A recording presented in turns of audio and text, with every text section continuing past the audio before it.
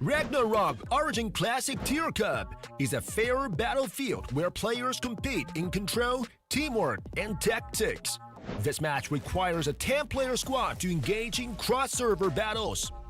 According to tactical arrangements, each match will have two sides selecting 5 players each to compete in a 5v5 battle. The tournament features a total prize pool of $1 million, awaiting top teams to claim. Who will stand still last, rise to glory, and become the new Tyr? Tyr Cup gameplay. This Tyr Cup will use the Dimension Drill 5v5 mode throughout all stages. Dimension Drill is divided into 4 maps: Card Contest, Blood and Gold, Shapeshift Ops, Team Deathmatch. Shapeshift Ops. Randomly refresh shapeshift orbs on the field. Pick one up to temporarily transform into a powerful boss. Earn points by defeating enemies. And the party that reaches 60 points first or has the highest score when time runs out wins. Card Contest. Both parties compete for the card. The party with more members near the card can push it forward. Breakthrough Checkpoint. And the party that pushes the card to the enemy base first or has pushed it farther when time runs out wins. Blood and Gold.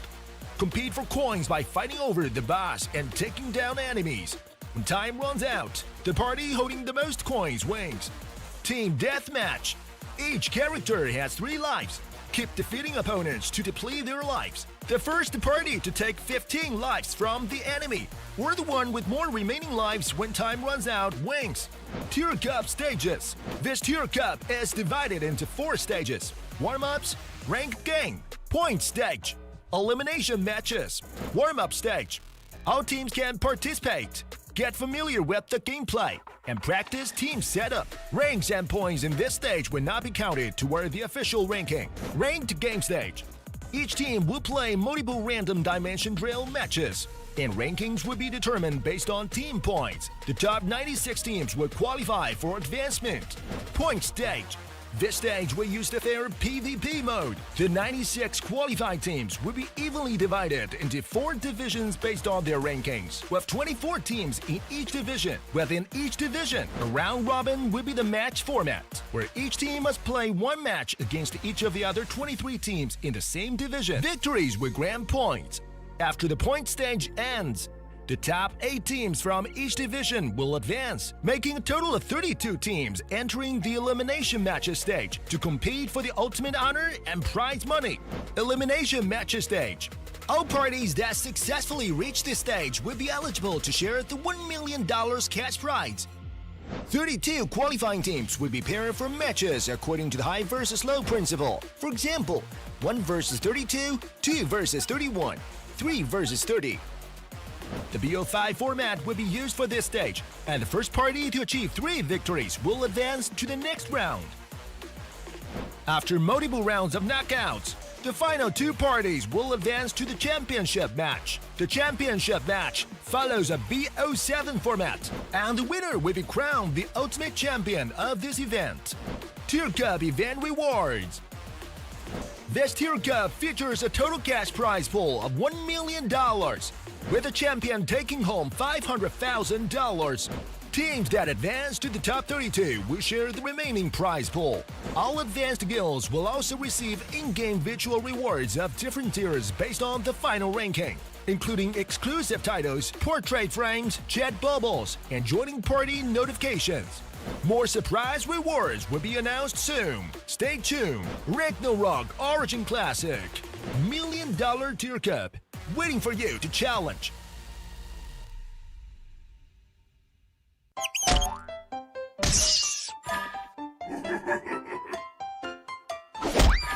Months pass only. Months pass only. Months pass only.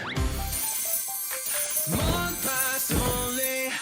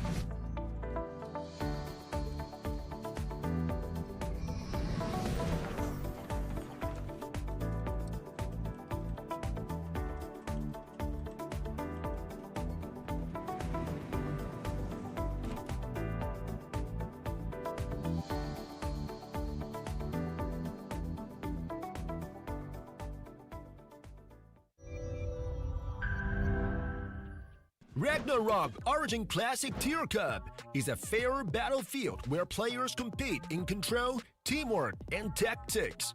This match requires a 10-player squad to engage in cross-server battles. According to tactical arrangements, each match will have two sides selecting 5 players each to compete in a 5v5 battle. The tournament features a total prize pool of $1 million, awaiting top teams to claim. Who will stand still last, rise to glory, and become the new Tyr? Tyr Cup gameplay. This Tyr Cup will use the Dimension Drill 5v5 mode throughout all stages. Dimension Drill is divided into 4 maps: Card Contest, Blood and Gold, Shapeshift Ops, Team Deathmatch. Shapeshift Ops. Randomly refresh shapeshift orbs on the field. Pick one up to temporarily transform into a powerful boss. Earn points by defeating enemies. And the party that reaches 60 points first or has the highest score when time runs out wins. Card Contest. Both parties compete for the card. The party with more members near the card can push it forward. Breakthrough checkpoint. And the party that pushes the card to the enemy base first or he has pushed it farther when time runs out wins. Blood and Gold. Compete for coins by fighting over the boss and taking down enemies. When time runs out, the party holding the most coins wins. Team Deathmatch. Each character has 3 lives. Keep defeating opponents to deplete their lives. The first party to take 15 lives from the enemy, or the one with more remaining lives when time runs out wins. Tyr Cup stages. This Tyr Cup is divided into 4 stages: warm-ups, ranked game, point stage, elimination matches, warm-up stage. All teams can participate. Get familiar with the gameplay and practice team setup. Ranks and points in this stage will not be counted toward the official ranking. Ranked game stage. Each team will play multiple random dimension drill matches, and rankings will be determined based on team points. The top 96 teams will qualify for advancement. Point stage. This stage will use the fair PvP mode. The 96 qualified teams will be evenly divided into 4 divisions based on their rankings, with 24 teams in each division. Within each division, a round robin will be the match format, where each team must play 1 match against each of the other 23 teams in the same division. Victories will grant points. After the point stage ends, the top 8 teams from each division will advance, making a total of 32 teams entering the elimination matches stage to compete for the ultimate honor and prize money. Elimination matches stage. All parties that successfully reach this stage will be eligible to share the $1 million cash prize. 32 qualifying teams will be paired for matches according to the high versus low principle. For example, 1 versus 32, 2 versus 31, 3 versus 30. The BO5 format will be used for this stage, and the first party to achieve 3 victories will advance to the next round. After multiple rounds of knockouts, The final two parties will advance to the championship match. The championship match follows a BO7 format, and the winner will be crowned the ultimate champion of this event. Tyr Cup Event Rewards. This Tyr Cup features a total cash prize pool of $1 million, with the champion taking home $500,000. Teams that advance to the top 32 will share the remaining prize pool. All advanced guilds will also receive in-game virtual rewards of different tiers based on the final ranking, including exclusive titles, portrait frames, chat bubbles, and joining party notifications. More surprise rewards will be announced soon. Stay tuned. Ragnarok Origin Classic. $1 million Tyr Cup, waiting for you to challenge.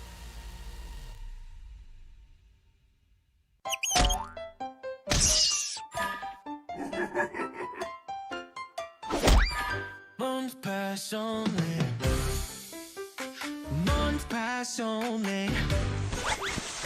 Months pass only. Months pass only.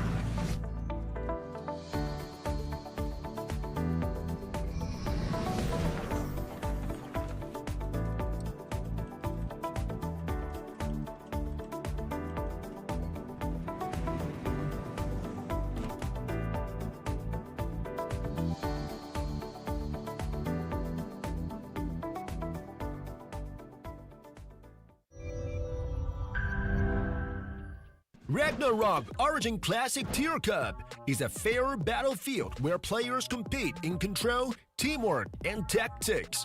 This match requires a 10-player squad to engage in cross-server battles. According to tactical arrangements, each match will have two sides selecting 5 players each to compete in a 5v5 battle. The tournament features a total prize pool of $1 million, awaiting top teams to claim. Who will stand still last, rise to glory, and become the new Tyr? Tyr Cup gameplay. This Tyr Cup will use the Dimension Drill 5v5 mode throughout all stages. Dimension Drill is divided into 4 maps: Card Contest, Blood and Gold, Shapeshift Ops, Team Deathmatch. Shapeshift Ops. Randomly refresh shapeshift orbs on the field. Pick one up to temporarily transform into a powerful boss. Earn points by defeating enemies. And the party that reaches 60 points first or has the highest score when time runs out wins. Card Contest. Both parties compete for the card. The party with more members near the card can push it forward. Breakthrough checkpoint. And the party that pushes the card to the enemy base first or has pushed it farther when time runs out wins. Blood and Gold.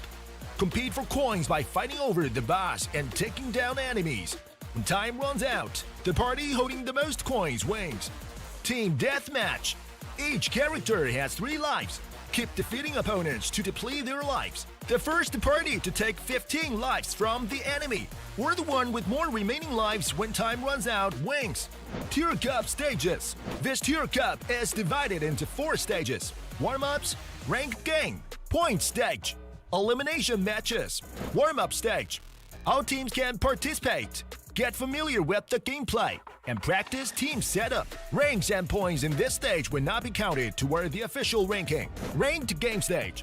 Each team will play multiple random Dimension Drill matches, and rankings will be determined based on team points. The top 96 teams will qualify for advancement. Point stage. This stage will use the fair PvP mode. The 96 qualified teams will be evenly divided into 4 divisions based on their rankings, with 24 teams in each division. Within each division, a round robin will be the match format, where each team must play 1 match against each of the other 23 teams in the same division. Victories will grant points.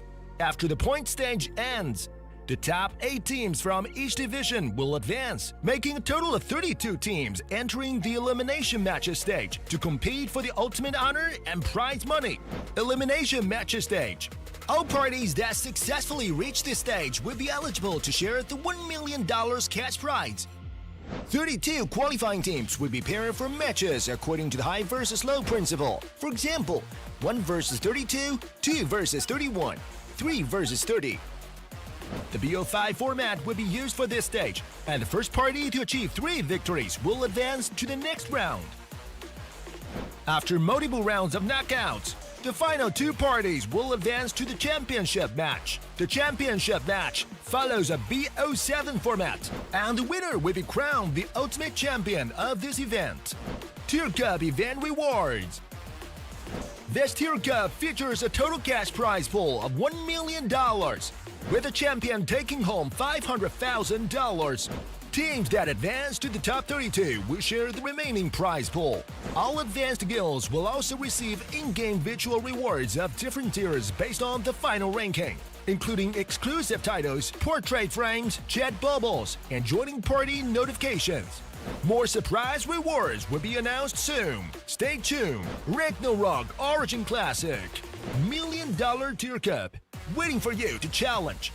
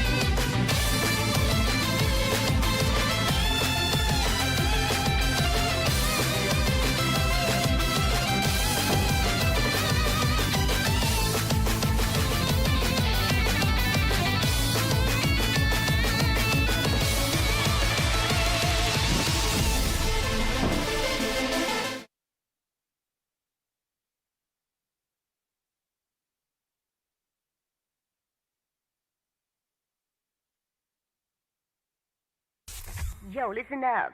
Vactra's on her way. If you don't try your best, you will go to Valhalla. Now bring a beat in. Start from the bottom, cause since and then it's crawl, baby. Now I'm feeling awesome, be fate of trying to call, and your calls are falling. Why we get more and more taller? You can ride me a color, but where I get is gas from. Now who's the ruler? You wanna act cooler, but it is true that I'm handling the field. That you lack maneuver like effect computer sooner. You couldn't realize that your trees just a sense of humor ain't so. You're a rookie, I'm afraid so. You may know you're looking better cradle. It's fatal like a fell as a NATO. Hurry up, we gon' eat you up, make it drop like rice. Crowds are hanging up high. It's time to roll the dice. It's a fair competition zone. One eye for one eye. Got nowhere to hide. Now throw up your peace signs. It's a fair competition zone. One eye for one eye. One eye for one eye. Gonna take the zone. One eye for one eye. Measure, treat, mully, phantom, dash. The blessing then effectual, transom, catch. Begin to make them break beds and river in my back.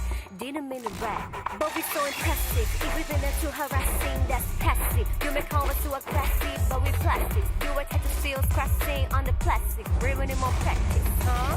Ain't so. You're looking, I'm afraid so. You may know you're going by the cradle. It's fatal like a fell in tornado. Eat your whole crew like eating bagel. The crowds are held up high. It's time to roll the dice. It's a great competition zone. One eye for one eye. You got nowhere to hide. Now throw up your peace signs. It's a fair competition zone. One eye for one eye. Cause I'm down on the table. She'll love be playful. Watch your enemies put flake like a free show. Down on the table, she'll all be playful. Make a better feel, more paradisiacal, like a fable. Lay low, while we're polishing our halo. Rise, crowds are held up high. It's time to roll the dice. It's a fair competition zone. One eye for one eye. Got nowhere to hide. Now throw up your peace signs. It's a fair competition zone. One eye for one eye. One eye for one eye. One eye for one eye. One eye for one eye. One eye for one eye.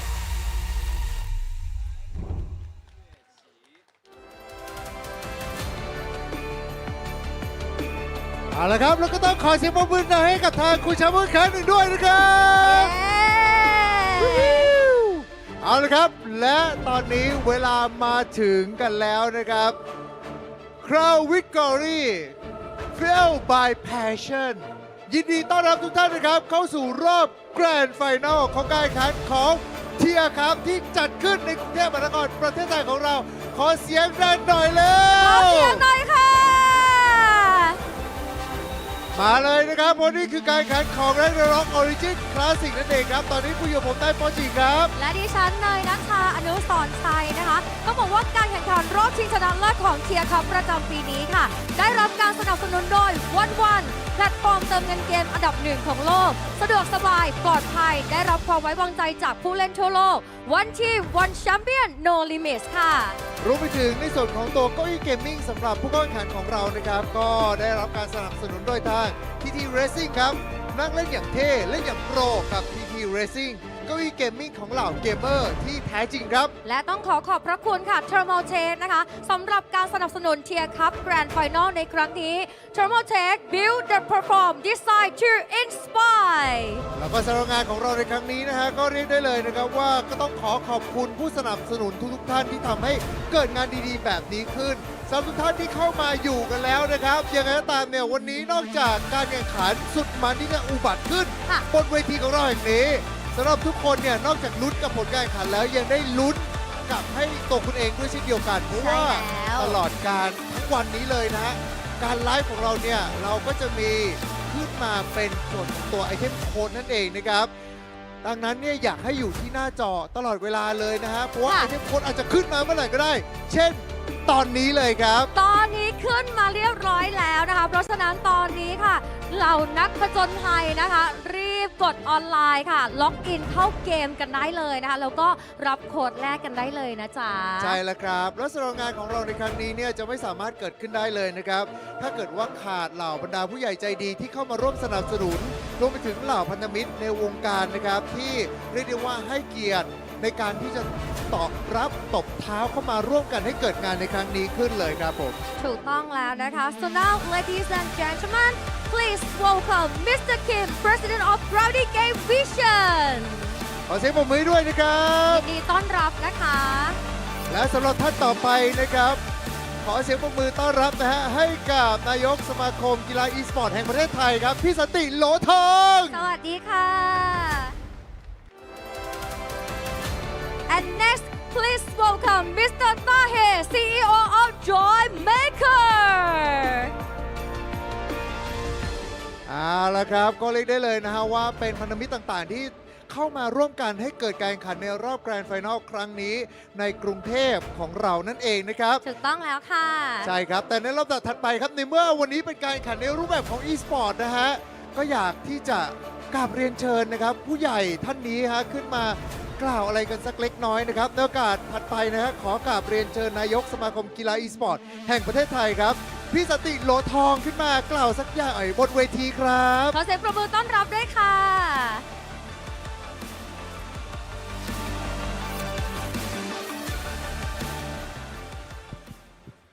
กูตาตนุนสวัสดีครับ สวัสดีเกมเมอร์แร็กนาร็อกไม่คาดไม่ถึงว่า 24 ปีที่ผ่านมาเรายังอยู่ตรงนี้กันอยู่ เกมมีอายุมาก พวกเราไม่แก่เลยจะเห็นหลายๆคนที่เล่นแร็กนาร็อกดูไม่แก่ ก็ต้องขอบคุณกราวิตี้ขอบคุณจอยเมเกอร์ที่ทำให้เรายังดูเด็กอยู่ถึงวันนี้ การเป็นเกมเมอร์เราทำให้เรารู้สึกผ่อนคลาย เราทำให้เราปลดปล่อยนะครับ วันนี้โลกมันเปลี่ยนไป หลังจากเราเล่นเกมเพื่อความสนุกสนาน เราค้นหาบางอย่างเมื่อ 20 กว่าปีที่แล้ว NPC แต่ละตัวสร้างปริศนาให้เราเยอะมากจนกระทั่งเรางงว่าจะไปยังไงต่อนะครับ ผมเองก็มีส่วนร่วมกับการเฉลยปริศนานี่คือขี้โกงนะฮะก็คือทำหนังสือบทสรุปเกมแร็กนาร็อกขายนั่นเองนะครับนั่นคือ 20 กว่าปีที่แล้ว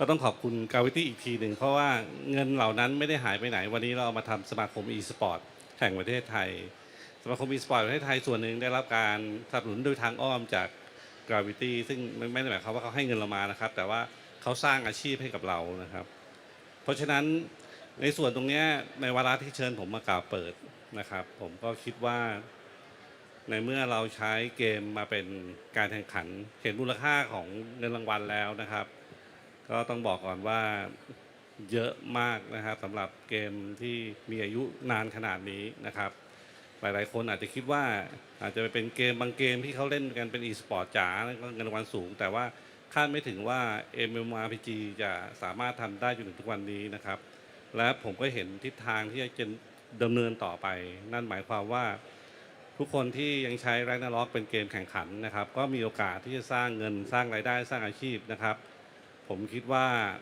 เราคงจะมุ่งหน้าตามหาความฝันไปด้วยกันด้วยการแข่งขันเกมที่เราชอบนะครับก็ยังไงก็ตามขอบคุณกาวิตี้จอยเมเกอร์ที่เชิญเรามานะครับรวมทั้งพาร์ทเนอร์ที่ให้โอกาสงานนี้ด้วยขอบคุณเกมเมอร์ทุกท่านขอบคุณทุกท่านที่อยู่ในงานนี้นะครับขอบคุณมากครับขอให้การแข่งขันดำเนินไปด้วยความราบรื่นและทุกคนชนะครับขอบคุณครับสวัสดีครับ โอเคขอบพระคุณนะครับพี่สันติโหลทองนั่นเองนะฮะคนนี้นี่เรียกได้เลยว่าเป็นออริจินอล ค่ะ หนังสือเกมแร็กนาร็อกเล่มแรกมาจากพี่เขาครับ Wow. All right. And next, I would like to invite Mr. Kim, President of Gravity Game Vision, on this stage to give a little bit warm welcome to everyone. So please welcome. ขอเสียงปรบมือต้อนรับ Mr. Kim ด้วยนะคะ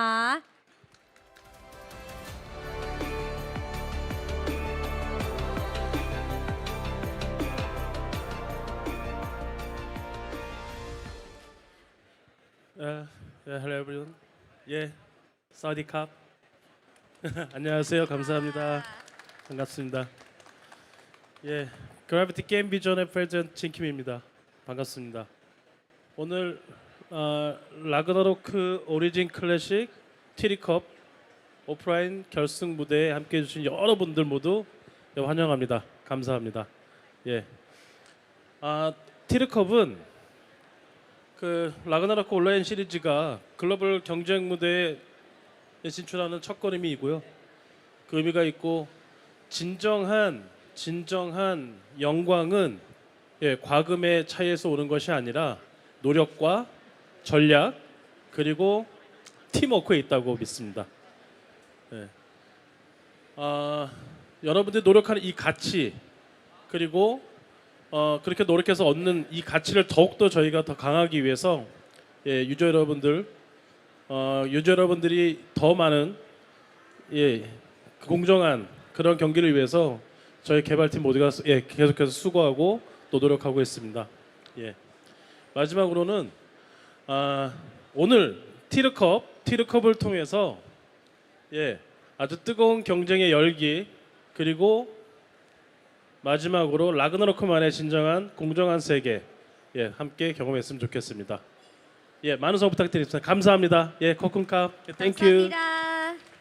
โอเคขอบพระคุณมากเลยนะครับ ค่ะ คุณคิมของเรานั่นเองนะครับ President ของทาง All right, and we just heard from the president of Gravity Game Vision there, Mr. Jin Kim, welcoming us to the Tyr Cup. He said that Tyr Cup is an important step for the RO series towards the global competitive stage. Now there is a lot of meaning behind it. They believe, and Mr. Jin Kim believes that true glory stems from strength, strategy, and team cooperation rather than spending gaps. That is correct. Also, he said that ROC is committed to creating fair, just world adventure for everyone. But hold that thought, we have a gift code for everyone. Yeah, this is going to be the first one of the day. Make sure you redeem it. Make sure you share it to your guildmates as well. It's Tyr, you are the legend for 3 large Eden chests, 10 token of Siegfrieds, and 10 Yggdrasil berries. Yes, that is correct. So please redeem it now. We have a lot of this stored in this live stream. So please share the live stream and join us until the very end. For sure. And for everyone just tuning in, welcome to the Tyr Cup Grand Finals happening in Union Mall, Bangkok. My name is Zero, and joining me today is Nikki. Nikki here. It has been a long journey, but let's throw it back to the hosts. 2 ใน 3 โดยจะผลัดกันรุกผลัดกันรับนั่นเองนะครับใครสามารถที่จะจัดการอีกฝั่งหนึ่งได้มากกว่าได้แต้มสังหารมากกว่าก็จะได้รับชัยไปมาดูสิว่าฝั่งผู้ท้าชิงจะสามารถต่อกรได้กับเหล่า KOL ของเราได้หรือไม่นั่นเองครับเอาล่ะและตอนนี้ทั้ง2ทีมก็พร้อมแล้วด้วยค่ะขอเสียงปรบมือต้อนรับทีม KOL และทีมผู้ท้าชิงของเราบนเวทีแห่งนี้เลยค่ะมาแล้วจ้าโอ้โหทีมผู้ท้าชิงนะฮะวันนี้มาวันดีฮะเสื้อน่ารักมากเลยอ่ะ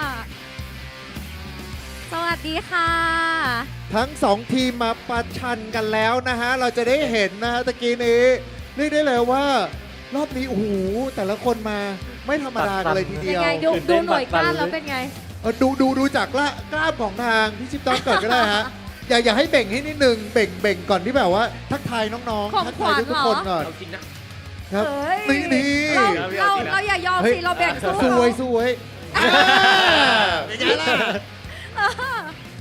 ก็สำหรับวันนี้เดี๋ยวจะเป็นทางฝั่งของทางทีม KOL แล้วก็ทางบรรดาผู้ท้าชิงที่จะมาเจอกันนั่นเองนะฮะต้องถามทางวันนี้คุณชิปดอนเป็นหัวหน้าทีมถูกไหมฝั่ง KOL ครับผมใช่ครับโอเคฮะรู้สึกยังไงบ้างครับที่ได้ขึ้นมาแข่งขันกับผู้ท้าชิงในวันนี้ฮะก็รู้สึกปกติครับก็เหมือนเล่นกับเด็กอะครับอุ้ยเหมือนเล่นกับเด็กเหมือนเล่นกับเด็กเลยเปิดก่อนเลยแล้วกันโอเคนี่คือเปิดก่อนเลยทางนี้คอมมานเดอร์ชื่ออะไรคะอีกิทครับแล้ววันนี้นี่พอมาเจอรู้สึกยังไงบ้างก็ปกติครับอยากเล่นกับคนแก่โคตรชิวอยากอะไรนะอยากเล่นกับคนแก่อะไรนะฮะอยากเล่นกับอะไรนะพี่ชิปครับอยากเล่นกับพี่ชิปพูดอะไรไปดูพวกเราด้วยดูขนาดแขนเบี้ยวนิดนึง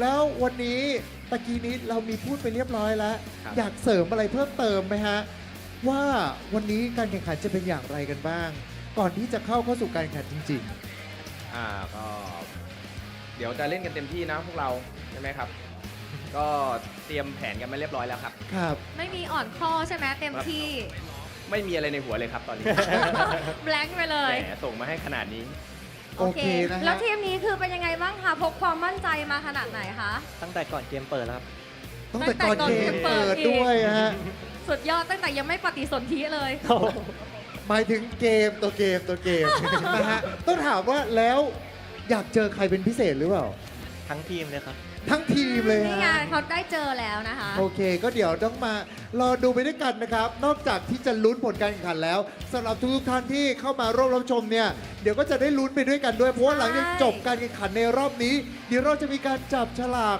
1 ชุดนั่นเองครั ลั บ คกี้ดรอแบบชุดใหญ่ไฟกระพริบนะคะ เพราะฉะนั้นใครที่กำลังรับชมแบบออนไลน์อยู่นะ อย่าเพิ่งไปไหนนะคะ รอติดตามแบบติดขอบหน้าจอกันได้เลย ใช่แล้วครับ เพราะว่าทางออนไลน์เนี่ยเดี๋ยวยังไงก็จะมีส่วนของตัวโค้ดไอเทมตลอดทั้งงานด้วยเช่นเดียวกัน ดังนั้นเนี่ยผมว่ามากันแบบนี้แล้วประจำกันเลยดีกว่าไหมประจำจุดกันเลยดีกว่าไหม เรียนเชิญค่ะเรียนเชิญเราจะนั่งแข่งตรงนี้แหละ แล้วก็ ใช่ ทุกท่านที่อยู่ในงานของเรารวม ครับ ถึงทุกท่านที่กำลังรับชมก็จะได้เป็นกรรมการเนาะเป็นสักขีพยานไปพร้อมๆกันอยู่แล้ว มารอดูไปด้วยกันนะฮะ ได้เลย เพราะว่าทีม KOL ปกติเราเห็นพวกเขาเล่นกันอยู่ในไลฟ์สตรีมอยู่แล้วนี่ใช่ไหม เลิศเลยอันนี้คือเหมือนแบบเราจะได้รู้ว่าฝีไม้ลายมือของเขาเนี่ยมันเป็นยังไงความพริ้วของนิ้วมือ ความพริ้วของนิ้วมือ หรือ เฮ้ย ผมเห็นพี่เขียนไกด์มาตั้งเยอะ แบบนี้มาก็ไม่เท่าไหร่ดีกว่า อุ๊ย เดี๋ยวต้องรอดูนะคะรอติดตามชมนะคะ ตอนนี้เขาเริ่มกันไปหรือยังคะเนี่ย เดี๋ยวตอนนี้เดี๋ยวเราก็อยู่ในช่วงเซตอัพกันอยู่นะฮะ ได้ ซึ่งเดี๋ยวเราสองคนก็จะคอยแบบว่าภาคให้ เดี๋ยวรอดู เป็น ให้ ระยะ ผมเป็นไงฮะตอนนี้นี่คือทางฝั่งของพี่ชิปตอนแต่มีการวางแผน strategy อะไรมั้ง All right, for all those wondering what's happening on stage right now, we're gonna have a show match between a KOL team and members from the community. Yes, that is correct. What is a tournament without a show match, right? Absolutely. And right now, I am definitely feeling the crowd and feeling the hype from our KOLs and challengers.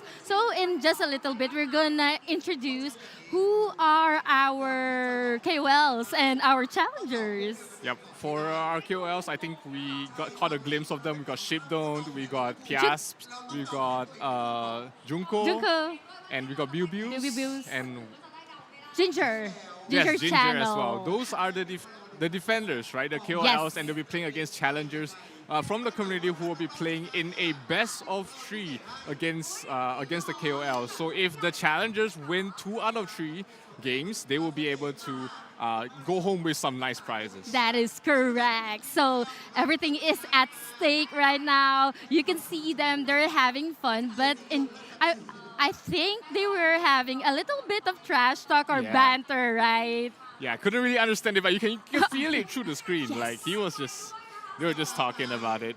Yes, that is correct. But anyway, talking back to the prizes, I think I'm not sure if it's in-game rewards or merch, but I'm not one thing 100% is for sure. They won't go home empty-handed. Yep. So the game rules are they're just going to be playing a Yes. death match for 5 minutes. Whichever team has the higher amount of eliminations will be called the winner for that round. It's a best of 3, so we're going to be seeing it a couple of times. Hopefully the challengers will be able to put up a good fight because, you know, Shipdon, Junko, they're not easy opponents. They're veteran players, but you also mentioned during off-stream, off-cam, that there's a downside if you're on the KOL side just because challengers already know what job classes you've been playing. Yep, and I happened to see one of the challengers with Oh. his account. He's a top 32 in the Tyr Cup. You know so him personally? I've seen his name. Oh. On one of the top 32 teams. So they are not pushovers anywhere. So this makes for a very interesting show match about to happen, ladies and gentlemen. Well, I'm kind of biased to my sister, PS. Follow their pages, by the way, because they are the KOLs and they are creating content for our OOC. So please do support them as well.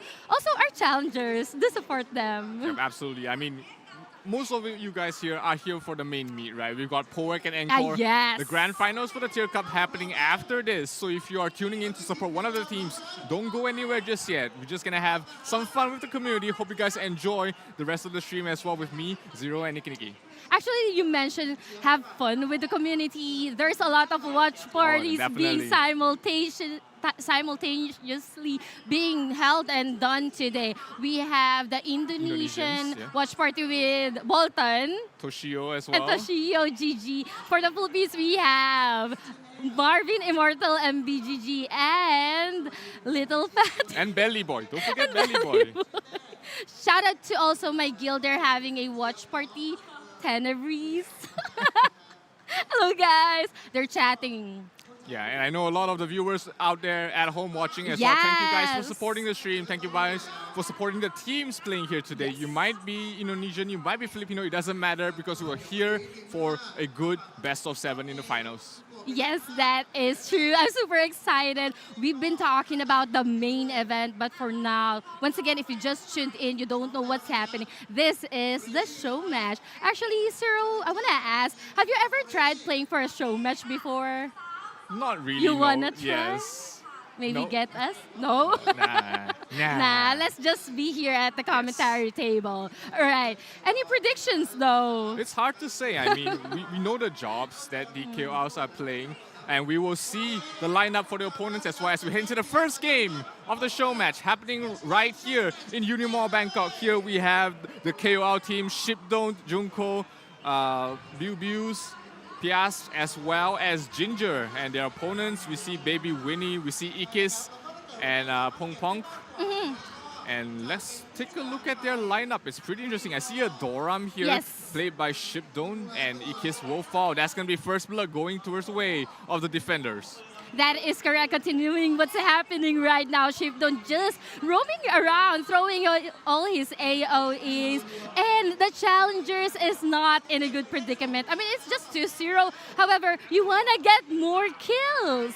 Yeah, there's a lot of damage, a lot of AoE damage coming from this physical Doram. And he's also using Catnip the Nyan Grass, which reduces a lot of the reduction that the opponent has. Now the score right now is 4-0 for the defenders. And let's see if the challengers is able to answer back in any way.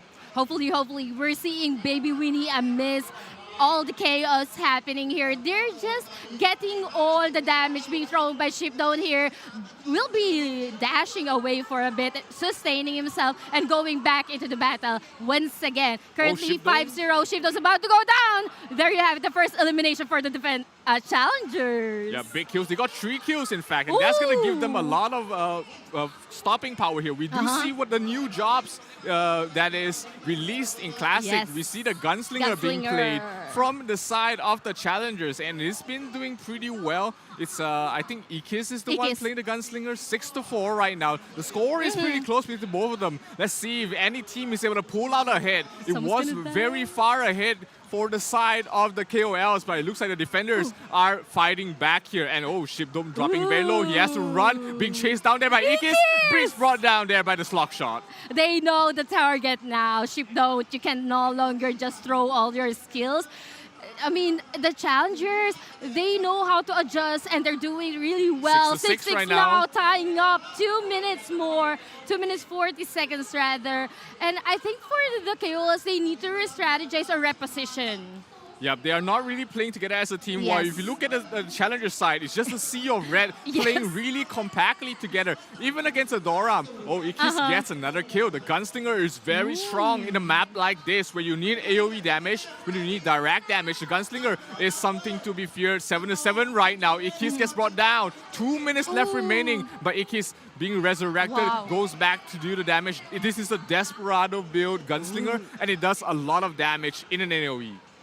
Well, that is the new job class being flexed here by Ikis. I like what you mentioned. Wanna say it once again. They have a really good turtle strategy wherein they just rely on the sustains and just being tanky and let Ikis do his thing.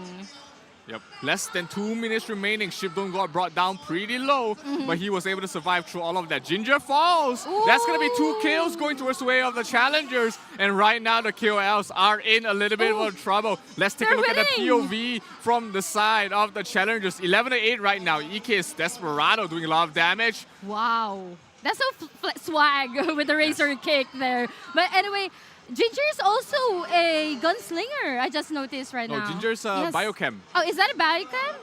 Yep. Oh, this one. Who is this one? Biu. Yes, Biu. Yes, Biu is the gunslinger, but right now it is 12-8. EK's Desperado gets another kill, weakest 6 streak here for the gunslinger, and he is carrying his team to victory. Oh, Biu is gonna fall. That's 15-8 right now. The challengers are starting to run over in the first game of this best of 3. They're collapsing for their defenses, and once again, finally someone died there, but 15-9, not looking good for our KOLs. They need to have a proper position and probably shut down AKIS, I think. Yeah, 40 seconds left remaining. This is a 7-kill gap. Can the KOLs catch up here? They're trying to go for Shibdong. Shibdong's going to fall far away from his team. He's not going to be resurrected, so he's going to have to resurrect himself out of this place. But I don't think the KOLs is able to catch up with this 8-point deficit. With only 20 seconds left remaining, I think we have an answer here, Nikki. The challengers are here to play. Yes, they ain't playing actually. They're very serious, and they're showing us they're more than just mere challengers, as they will be taking game number 1 of the show match. Yep, challengers to winners real quick. MVP going to the side of Pong Pong on the side of the challengers, playing a DPS Doram, 2 kills to his name. So majority of the kills did come from Ikis, but Pong Pong did 0 deaths basically. Yes, and also I think they have a mirror job class. Lineup. Yes. So, I mean, they had their banter. I think this is the interview, right? Yep, challengers going up, coming up with a win, a surprise win. You know, we would have think, the KOLs would be in a better spot. You know, they've got Tyr Cup top 32 players as well. Shibdong was top 32. I think Junko was top 32 as well. So, you know, they are pretty strong challengers, but, these challengers, they are nothing to be scoffed at. They want to go home with the prize. Absolutely. They want to make a statement. We're not just challengers. We want to be winners also. Absolutely. So, yeah, that's just game number 1. This is a best of 3 series. Of if ever you're supporting for the KOLs, do it now. Put it in the comment section and cheer for the KOLs. Absolutely. I mean, we did get to see a showcase of Gunslinger, right? How strong it is, especially in a small map where your opponents are forced to stick together. The Desperado just deals so much damage. Yeah, you're there. You just want to take all the damage. Nowhere else for you to go, actually. So it's a good thing for the viewers that we're showcasing the Desperado build. There's another build, right? Yep, the Gatling gun build. Oh, yes. More on the PvE side? It's stronger for PvE. It's harder to use for PvP because you don't get to equip shield, right? Gatling gun is a 2-handed weapon, and that's always going to be tough. In small scale fights like this. So the Desperado, with all the breakdancing moves, is a much better Razor kick. Razor kick, slug shot, you got Desperado. So there's a lot of AoE damage, a lot of huge burst potential coming from that class as well. Have you switched to Gunslinger now? Not yet. When I'm back from here, maybe I'll change jobs, but it's so fun to watch. Why maybe? For the rewards. If you guys don't know, you can switch to Gunslinger right now. Once you reach level 99, you'll be getting a bunch of rewards that you can claim to make your character stronger. So please try the newest job class, which is Gunslinger. And I believe later on we will be having another showcase, right? Oh, yes. Special KV for that. Yep. I'm spoiling, sorry. But anyway, this is no spoiler. We will be heading to game number 2 in just a little bit. Let's talk about adjustments. What could be a good adjustment for the KOLs? There's not much time that you can really do to adjust right at this moment, right? Your jobs are fixed. You can't really change jobs. So maybe just game plan wise, you know now you know who the opponent's primary DPS is, right? You're gonna go for Ikis. You want to focus on Shipdon. You know that he's the main DPS for his team. Outside. Yes, so chasing him out is gonna give your team so much survivability, and there's minor gameplay adjustments we can do. But let's see if any of these teams will make these adjustments as we head into Game 2 of this show back happening here in Union Mall, Bangkok. Let's go! Let's begin game number 2. Now the spotlight is thrown to Ikis, our gunslinger. Let's see what will the KOLs do. Leaping his way towards everyone, he will be crowd controlled and is gonna die just like that. We're talking about the focus. They know Ikis is the Yes. primary focus. So now if you focus on Ikis, he's going to be taking down a lot of damage from the side of the challengers. And Ikis is dropping very low. He's going to fall again. Shipdon really just focusing in on him. Yes, it has been target lock here towards against Ikis and Pungpu. So the KOLs are really good when it comes to playing in pressure like this. Yeah, and we do see Ikis, he has locked down on Shipdon Yes. as well. He wants to bring down the primary DPS from the opponent's side as well. And right now, 1 minute has passed. Ikis gets another kill on towards Ginger. It's 3-3 at the moment. But who will pull out ahead? There's plenty of time left for them to make a little bit of adjustment in game. But Ikis really bringing down Bius pretty easily so far. Yes, he has been repeating the combo, but what I really love about Ikis is that he knows when to commit and when to go out. Now chasing Shipdon, eliminating Shipdon, and now even going after Junko.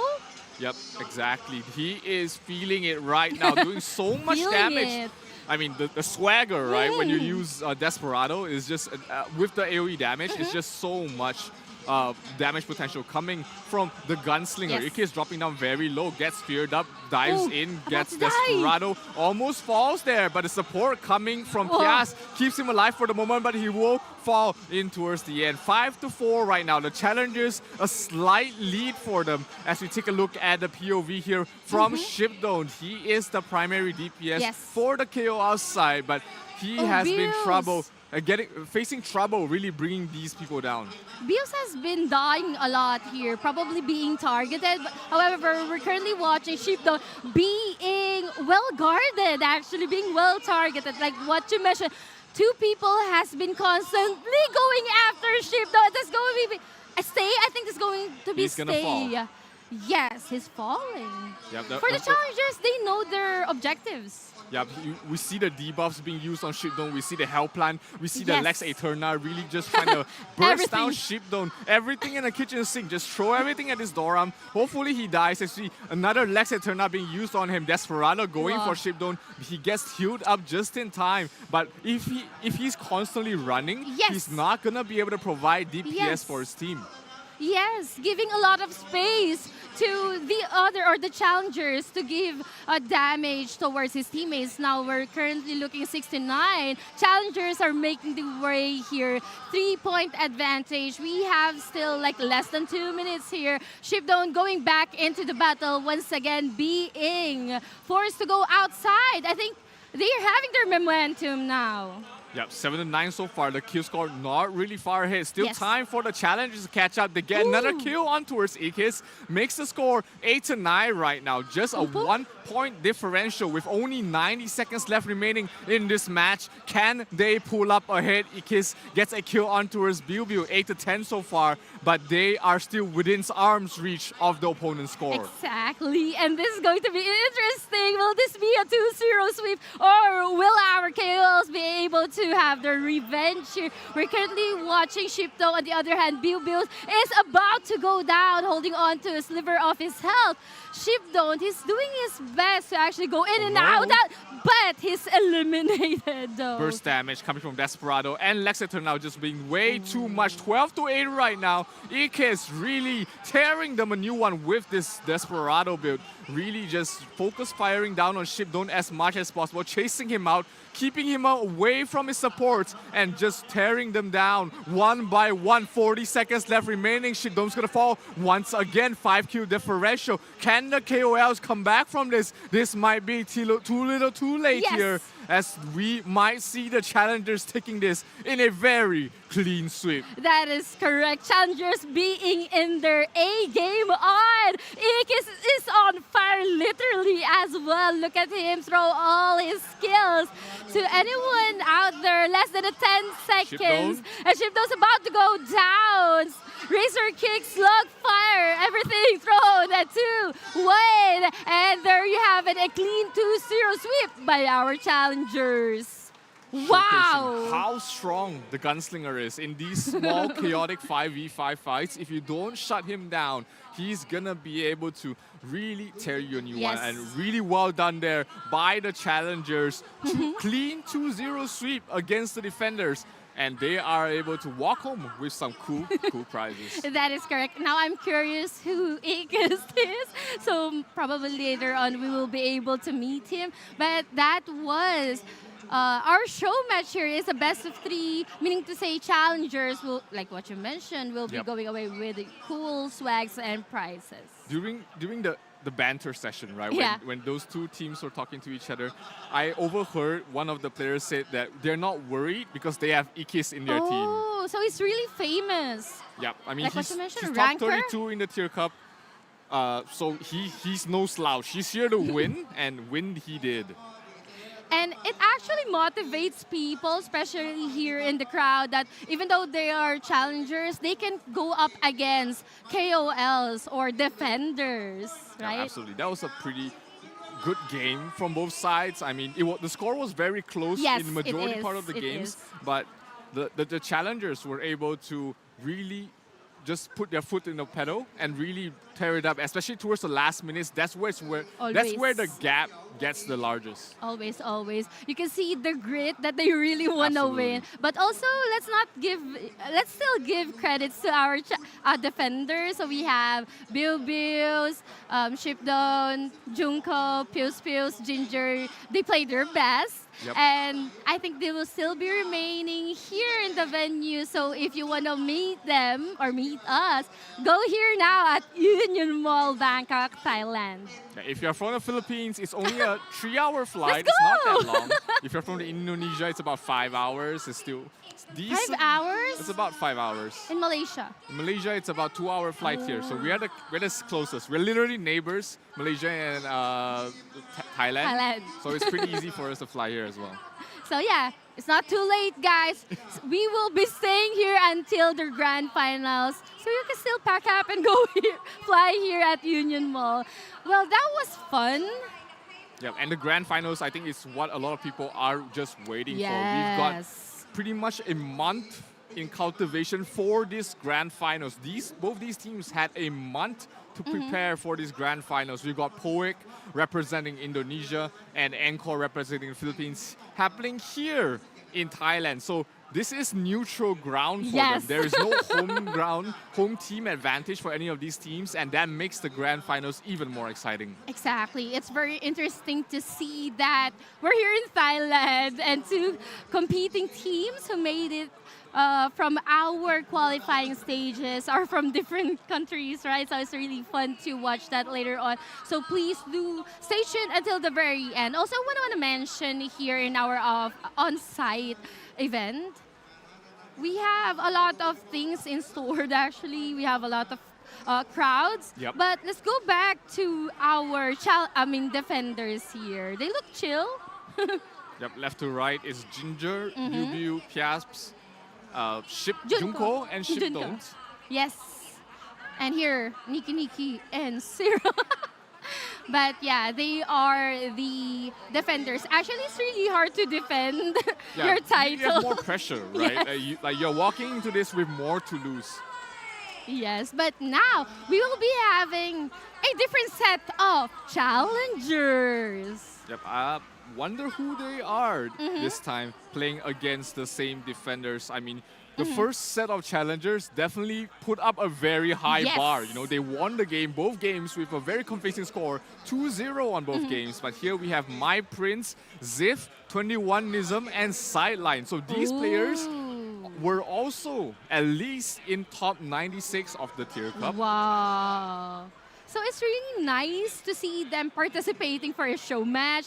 You know, this is all fun and games, but when you know there's a prize involved, They sit up straight, you know. You want to be competitive. So it's really nice to see our challengers here.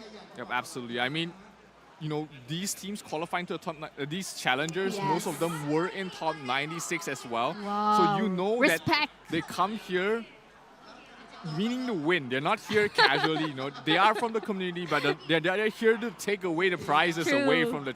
from the defenders. And what's also another thing to think about is that if you're the defenders, you will be playing how many best of 3 matches for the show match. It's really exhausting. Absolutely. So are you saying the next team has a bigger advantage against the challengers because now they're more well-rested and the challengers are more tired in this matchup? Could be. But we know Shipdone, Jinko, and the rest, they don't get tired. They can play until tomorrow, actually. Let them do the show match. Okay, very much excited. And later on, I think they will be having... I think they're done with the banters. I think so. And so they're going to prepare for another best of 3. It's going to be the same set of rules. 5-minute timer in team deathmatch. Whichever team gets the most kills will be taking the point from that round. So whoever wins the best of 3 will be getting prizes. I think the prizes are a merchandise bag and a bounty pass for I want each that. player. I want that. I want to bring home those stuff. Anyway, we're here. I think they're just behind us, actually, dear viewers, Midgardians, Adventures. We're still live here at Union Mall, Bangkok, Thailand, and we're about to dive into game number 2 of our show match. Again, this is going to be a best of 3 team deathmatch. I'm thinking about, since the challengers, they already seen how Shipdone and the rest perform, that could be a good advantage for the challengers. Yeah, I'm more wondering if the challengers will bring some interesting lineups because we did see a mirror matchup pretty much in the previous game. We've got the Doram as well as the Gunslinger, Biochem, Gypsy as well as Priest. Yes. So we haven't seen, you know, Paladin, the Wizard, Assassin, we haven't seen Assassin, you know, so I wonder if this second set of challengers will have a different lineup to play up against the defenders. Hopefully. I really want to see Pallies, you know, because it's basic for DD to have your Pallies, your Sorks, right? So really want to see that coming from the challengers. I'm not just quite sure if it's going to be, again, a mirror match. I mean, I think they're all using their own accounts.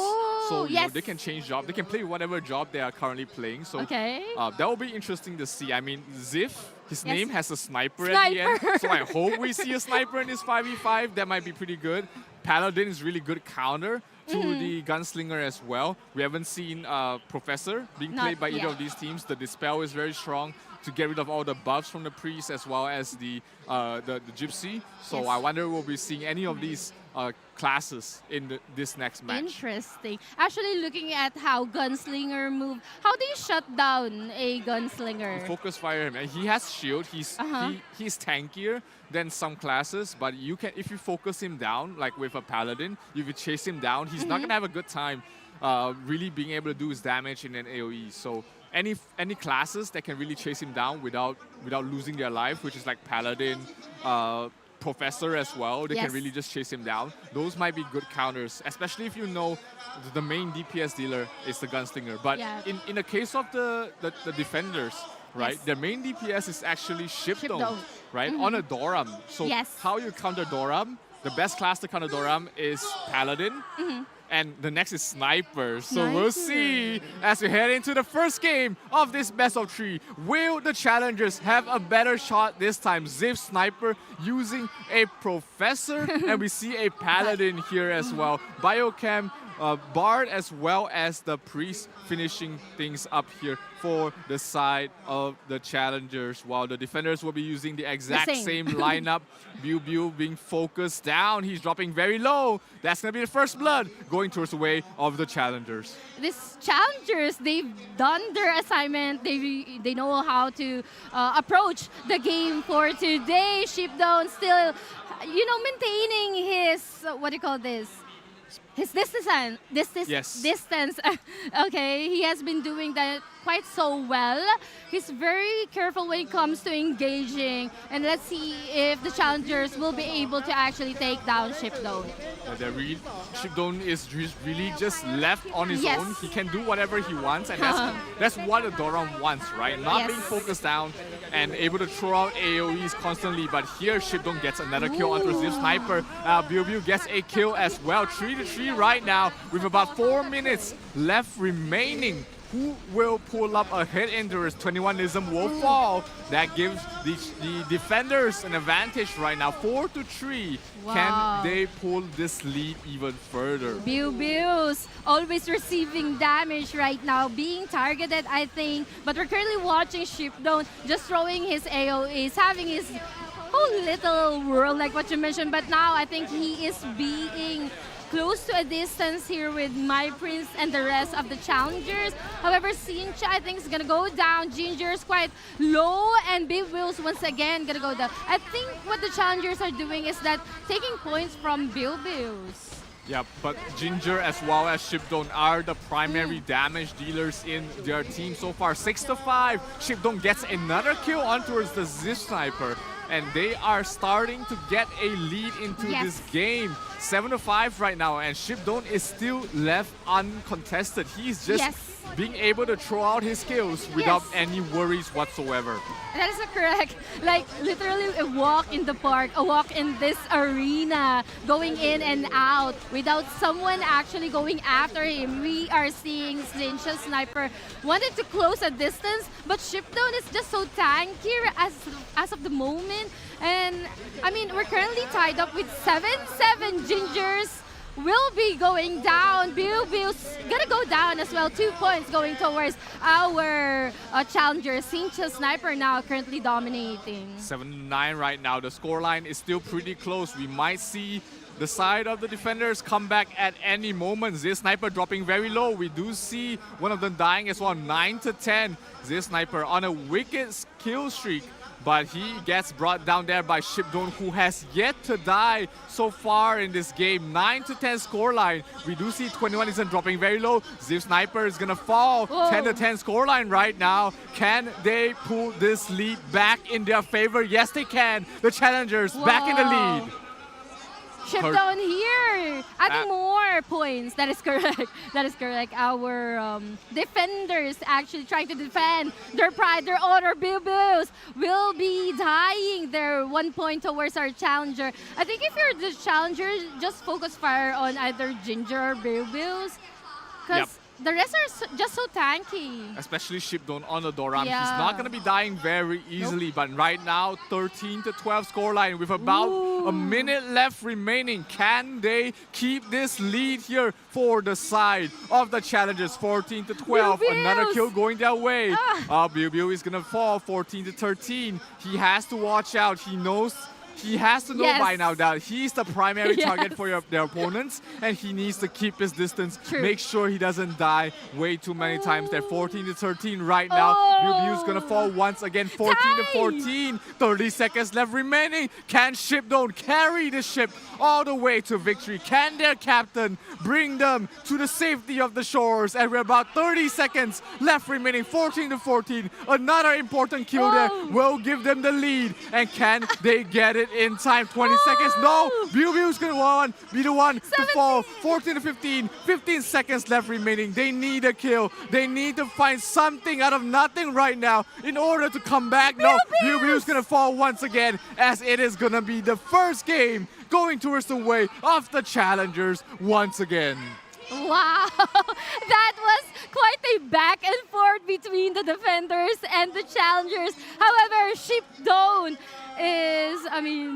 will be the MVP. However, it's going to be challengers who will be taking game number 1 of our best of 3 series. I think they're quite happy, but they're just quite containing their smiles as of the moment. That was a pretty close game. Towards the last 30 seconds, the scoreline was tied 14-14. So it could have gone either way. So that was a breath of relief being released there by the challenger squad. Now they got the first game. A little bit, nerves already being just released. Yes. Right now they know they're on the driver's seat. They know that they have the advantage. They can play more freely in the next game. I don't think so because the challengers, whenever they play, if you can see here in Full this focus. Yes, game face mode on, and when they won, that's just the time wherein they were able to have the sigh of relief, their smiles actually. As for the defenders, they've done their best. Hands down to them, actually, especially to Junko. It's really hard to actually take care of Bilbius, but we can see he's trying his best to actually support Bilbius. Yeah, absolutely. I mean, Biu died 14 out of the 16 deaths from the side of the defenders. So, something Ginger. has to change. Something has to change from the defenders' side because they probably figured out from the first side of the challengers who the main target to go for is to be able to win against the challengers, the defenders. So the defenders have to, switch things up a little bit. That could be a good adjustment. They have to if they want to win the next match. Yep. However, if they want to give it to the challengers, why not, right? Because we're generous like that. Yeah, I don't want to be in a position wherein I'm always being focus fired. That's why I chose. Feel good. It doesn't feel good, especially knowing that if I'm playing like Bilbius, I'll be targeted. You mentioned how many? That's 14 out of 16, right? But yeah, we'll be showing them more matches later on. It was fun. It was fun. Absolutely. And let's throw it back to the hosts, Pochi and Noi, for a little bit of a talk with the players.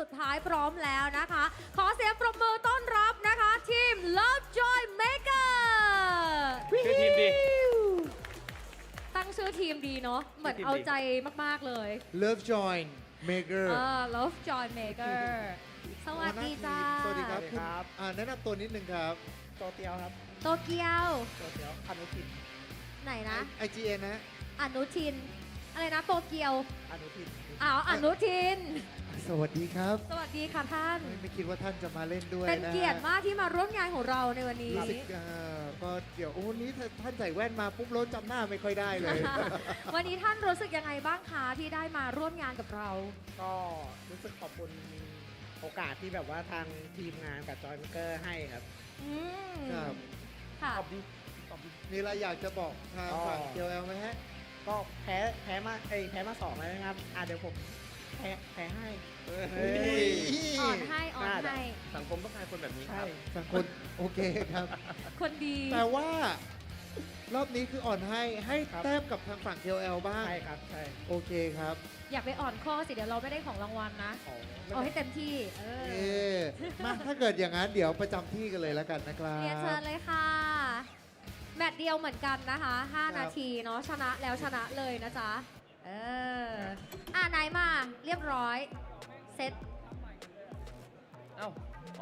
มันต้องบัฟใหม่ครับ แล้วตั้งห้อง โอเคนะฮะ ตอนนี้แล้วทำไมทางนู้นก็ดูประชุมแผนกันเยอะเลยอ่ะ นั่นน่ะสิคือให้คอมมานเดอร์อยู่ตรงกลางเพื่อที่จะตะโกนแล้วแบบได้ยินทั้งทีมอย่างเงี้ยเหรอ ใช่ น่าจะเป็นประมาณนั้นเดี๋ยวโทษนะคะนี่ประมาณนี้โอเค น่ารักจังเลยนี่คือแบบผ้าห่ม ผ้าของการแข่งขันของเราในครั้งนี้นั่นเองนะครับ ใช่แล้ว รักน่ารักนั่นเองนะจ๊ะมา ระหว่างที่เซตกันนะคะ เดี๋ยวตอนนี้ก็ขออนุญาตประชาสัมพันธ์เพิ่มเติมสักเล็กน้อยสำหรับผู้ที่อยู่ในงาน เนื่องจากว่าวันนี้ค่ะพี่โปจิมีคนมาร่วมงานกับเราเนี่ยเยอะมากๆเลยนะคะ ก็ขอบคุณทุกท่านที่มาร่วมงานกันด้วยเนาะก็เลยทำให้จำนวนของรางวัลที่อยู่ในงานตอนนี้อาจจะหมดแล้วก็ต้องกราบขออภัยแต่คุณก็ยังสามารถร่วมลุ้นรับรางวัล Lucky Draw กับเราได้นะจ๊ะรางวัลใหญ่ยังมีอยู่อย่าเพิ่งรีบไปไหนช่วงเย็นนะฮะขอบอกเลยฮะว่าใหญ่ระดับที่ว่าเราเห็นแล้วเรารู้สึกอยากได้เองปวดใจแทนทีมงานว่าเขาจะส่งไปให้ยังไงหรือเขาจะต้องแบกกลับบ้านไปเองหรือเปล่าหรือยังไงถ้าเกิดแบกกลับบ้านไปเองนี้น่าจะต้องใช้ระดับรถกระบะเลยนะอันนี้ก็น่าคิดอยู่เหมือนกันเราก็ไม่ได้คิดมาเหมือนกันนะคะนั่นสิครับแต่ว่าเดี๋ยวรอดูกันนะฮะวันนี้ ตอนนี้ทางทีม KOL เป็นไงบ้างฮะ เซต พร้อ เส ม ร็จ ไหม แล้วครับ1-4 โอเค กำลังเซตติ้งกันอยู่นะครั จ้า บ กับทางทีมผู้ท้าชิงนะฮะ Make อะไรนะ ใครนะ Love Love Joy Maker Love Joy Maker ใช่ นะฮะ Love Joy นะ Love Joy Love Joy Maker ท่านอนุทินนะทำไมชื่อทีมนี้ฮะ เพราะว่า เอาใจ เฮนลิงส่งเข้าประกวด อะไรนะฮะ เฮนลิง ถ้ายังไงอธิบายเพิ่มหน่อย เฮนลิงคือแบบว่าเป็นเหมือนบอทในเป็นเหมือนคนที่ประสานงานตอบอะไรเงี้ยก็คือในกลุ่มเนี่ยเขาจะรู้กันว่าเฮนลิงเป็นคนตอบอะไรเงี้ย ครับ น้องส่งเข้าประกวด อ๋อ เป็นฟิลเหมือนผู้สนับสนุนที่เทรนเข้าประกวดไปเลยนะจ๊ะ ใช่ฮะ พร้อมไหมไม่เล่นดอกเหลืองนะน้อง พร้อมไหม ดอกเหลืองไม่เล่นนะ พร้อมไหม พร้อมไหม เล่น จ๊ะ นะอ่า โอเคพร้อมแล้ว ไม่เล่นจริงไม่ ที เล่ ม นจริง KOL ของเราทีม KOL ของเราพร้อมแล้วนะฮะ พร้อมครับพร้อม ทางทีม ครับ ผู้ท้าชิงนะฮะ Love Joy Maker จ้ะ พร้อมนะ พร้อมครับ พร้อมนะคะท่าน โอเคค่ะ เราจะเริ่มต้นใน 3 2 1 Let's go เริ่มแล้วจ้ะ เกมเดียวนะ เกมเดียว เกมเดียว And we are going into the next show match here with a different set of challengers. On the opponent's side, we have Baramons, we've got Guis, we got Chang Yu. On them, we do see a gunslinger and Kami the Kid as well, playing the gunslinger, getting a lot of kills already. Oh, Yes. he is scary. Oh. He is focusing down on Going Shipdome. after He Shipdome. knows the main target Oh, no. from watching the first 2 matches, and now he's just chasing him everywhere. Oh no! Oh Ship no! Down in some trouble. Ship down! You have to ship do. If this is not looking good for Ship down, it's gonna go down. Almost! A sliver of health there! Gonna run for his life. However, we're already at 0-3 in favor of our challengers. Yeah, and Kami the Kid really just focusing down on Shipdome. He gets a return kill there, but the scoreline Wow, is already scary. 1-4 so far, and it is very convincing towards the side of the challengers as they learn from their predecessors. They learn from the previous 2 games, and they know that hey, we chase down know. Shipdome and get the kills on towards Bill as well, and that's how they win this game. And that's how you do your assignment, challengers. All right, let's go. Ship down here again, receiving a lot of damage. Will be forced to actually use to the party. But look at that GS going after him, leaping for his life here. Ship down going out of the skirmish, but GWIS still on the lookout. And Paramos and Kami the God too. They ain't playing here, Zero. Yep, Shipdome gets another kill. Those Kami keeping things Kami. very close here. Shipdome really is trying to do his best. You know, True. he's taking so much focus. He's being True. lax. He's being focused down by the gunslinger, but he is still able to hold on to this game for the moment. Look at his Kami. HP. He's always surviving with an inch of his health. 4-7 right now. The challengers are really running away with this game. They're scary. I don't want to go up against Lovejoy Maker team. I don't want to go up against Kami the Kid here. Dealing a lot of damage, eliminating Ginger, and eventually eliminating Bills. This is just an onslaught. Yep, Shipdome 5 kills already to his name, but 9 kills there for the challengers, really making it tough here for the defenders to really do anything at all. Shipdome's trying his best. Armor is broken here from Shipdome's side because of the biochem, so he has to watch out. Taking so much damage from the Desperado. That's a broken armor on Shipdome, so he's taking more damage from the gunslinger. So 6-12 right now. Shipdome still being able to get some kills, but the Kami the Kid is just doing too much damage at the moment. It's very scary because I got surprised we're in Shipdome. Just, you know, his life, his HP bar went like 10%. Paramore, is it Paramore's Chang Yu?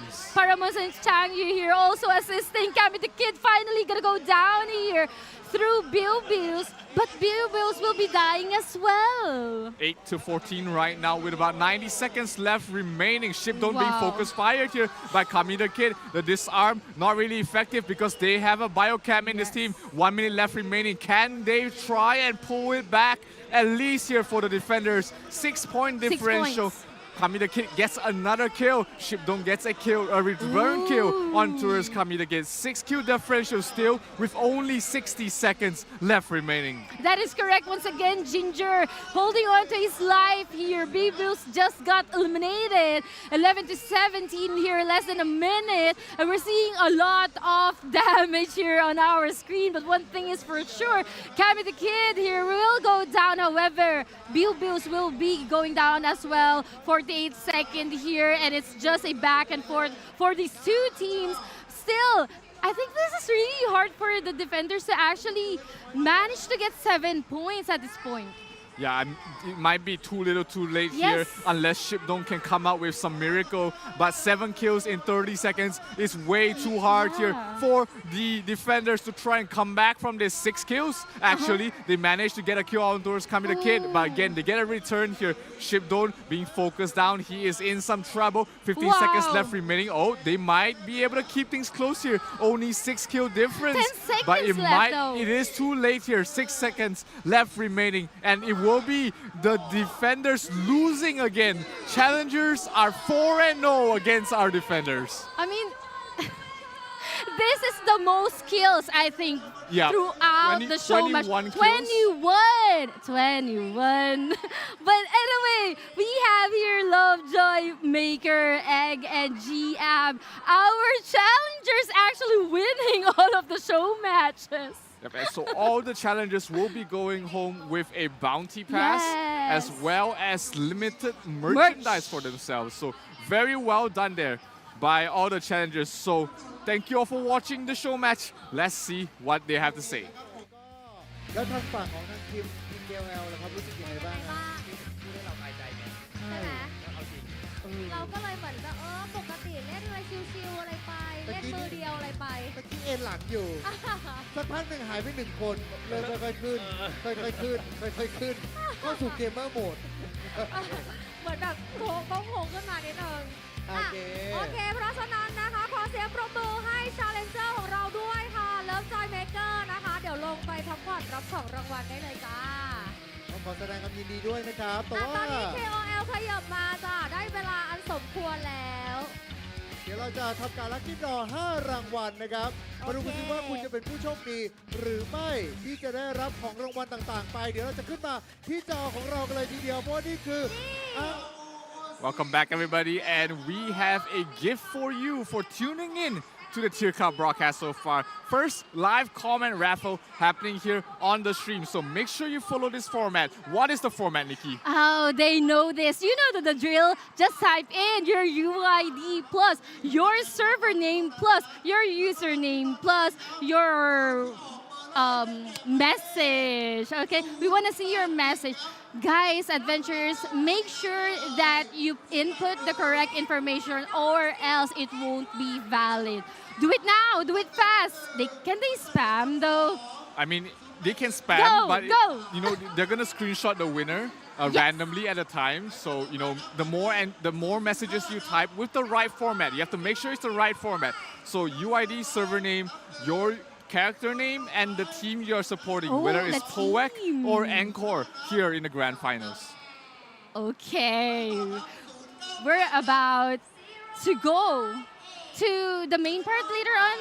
Are we? But anyway, we have here a lot of interesting things, and one of which is actually the main event, which is the grand finals. You mentioned that our adventurers can join in the lucky draw if they put in the team that they're supporting now. I want to know. Can we reveal the team we're supporting? No. No bias here. No bias. But it will be a great grand finals. I mean, both teams, they had a month.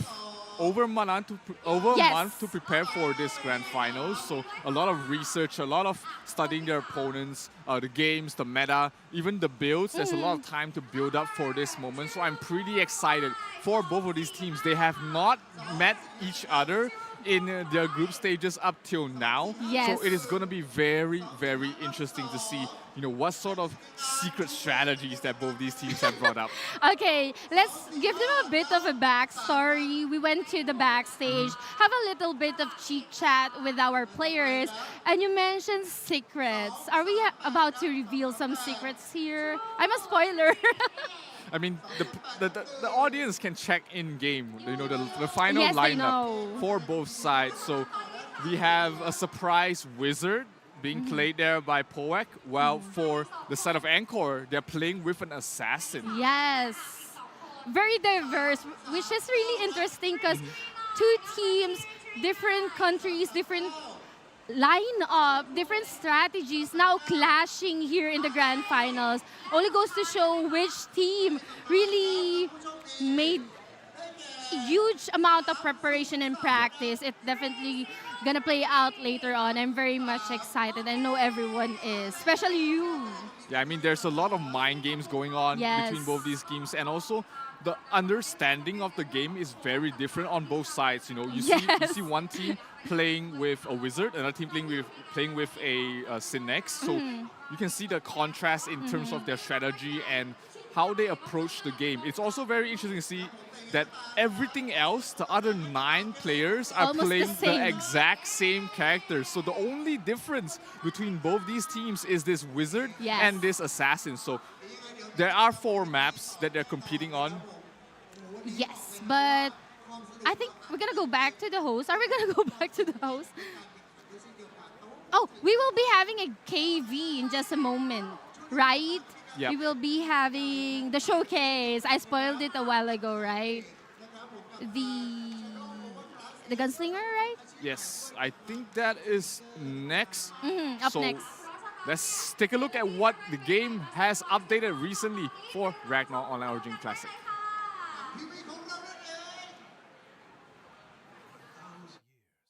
No one has set foot in this land. There were no gunshots here. Until now. Someone is breaking through the darkness.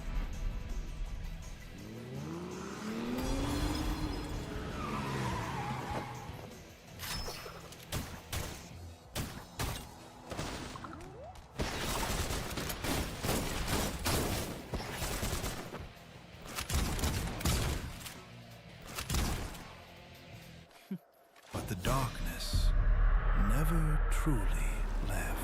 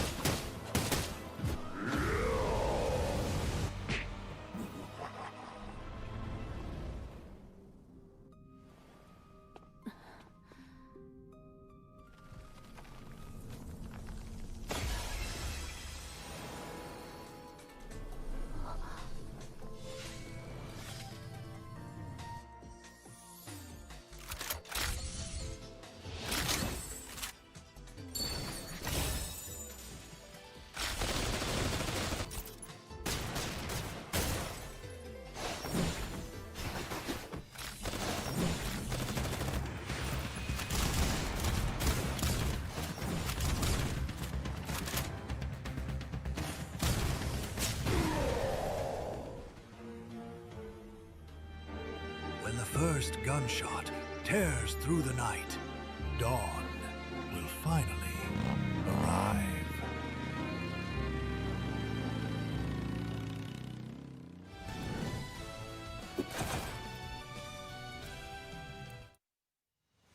เอาละครับ และนี่ก็คืออัปเดตใหม่ล่าสุดนะฮะ Shadow Over Glassem นั่นเองครับ แมปใหม่ อาชีพใหม่ และบอส MVP ใหม่นั่นเองครับ ดีงามมาก ๆ เลยนะคะ นอกจากนั้นเนี่ยเดี๋ยวในวันพรุ่งนี้ค่ะ พี่โพจิ ครับ เราจะมีการเฉลิมฉลองนะคะ การถือกำเนิดของแชมป์ค่ะ ในการแข่งขันเทียร์คัพนะ ซึ่งภายในเกมค่ะ เดี๋ยวทุกท่านก็ได้เจอกับกิจกรรมพิเศษค่ะ กับ Champion Night Celebration นะคะ ในช่วงเวลากิจกรรมค่ะ เดี๋ยวเขาจะมี Champion Parade เนี่ยออกมาเฉลิมฉลองอย่างยิ่งใหญ่ด้วย เพราะฉะนั้นก็ขอเชิญเลยนะสำหรับเหล่านักผจญภัยทุกท่านนะคะ อย่าลืมค่ะมาร่วมเป็นสักขีพยานแห่งเกียรติยศ และร่วมฉลองชัยไปพร้อมกับแชมป์ของพวกเราด้วยค่ะ และก็ในเมื่อพูดถึงแชมเปี้ยนกันแล้วนะครับ จ้ะ ต้องพูดถึงกลุ่มคนเหล่านี้กันเลยทีเดียว เพราะว่าพวกเขาเหล่านี้เนี่ยเป็นส่วนหนึ่งที่ช่วยทำให้เกมแร็กนาร็อกประสบความสำเร็จในบ้านเรานั่นเองนะครับเพราะพวกเราเนี่ยได้มาอยู่ร่วมกัน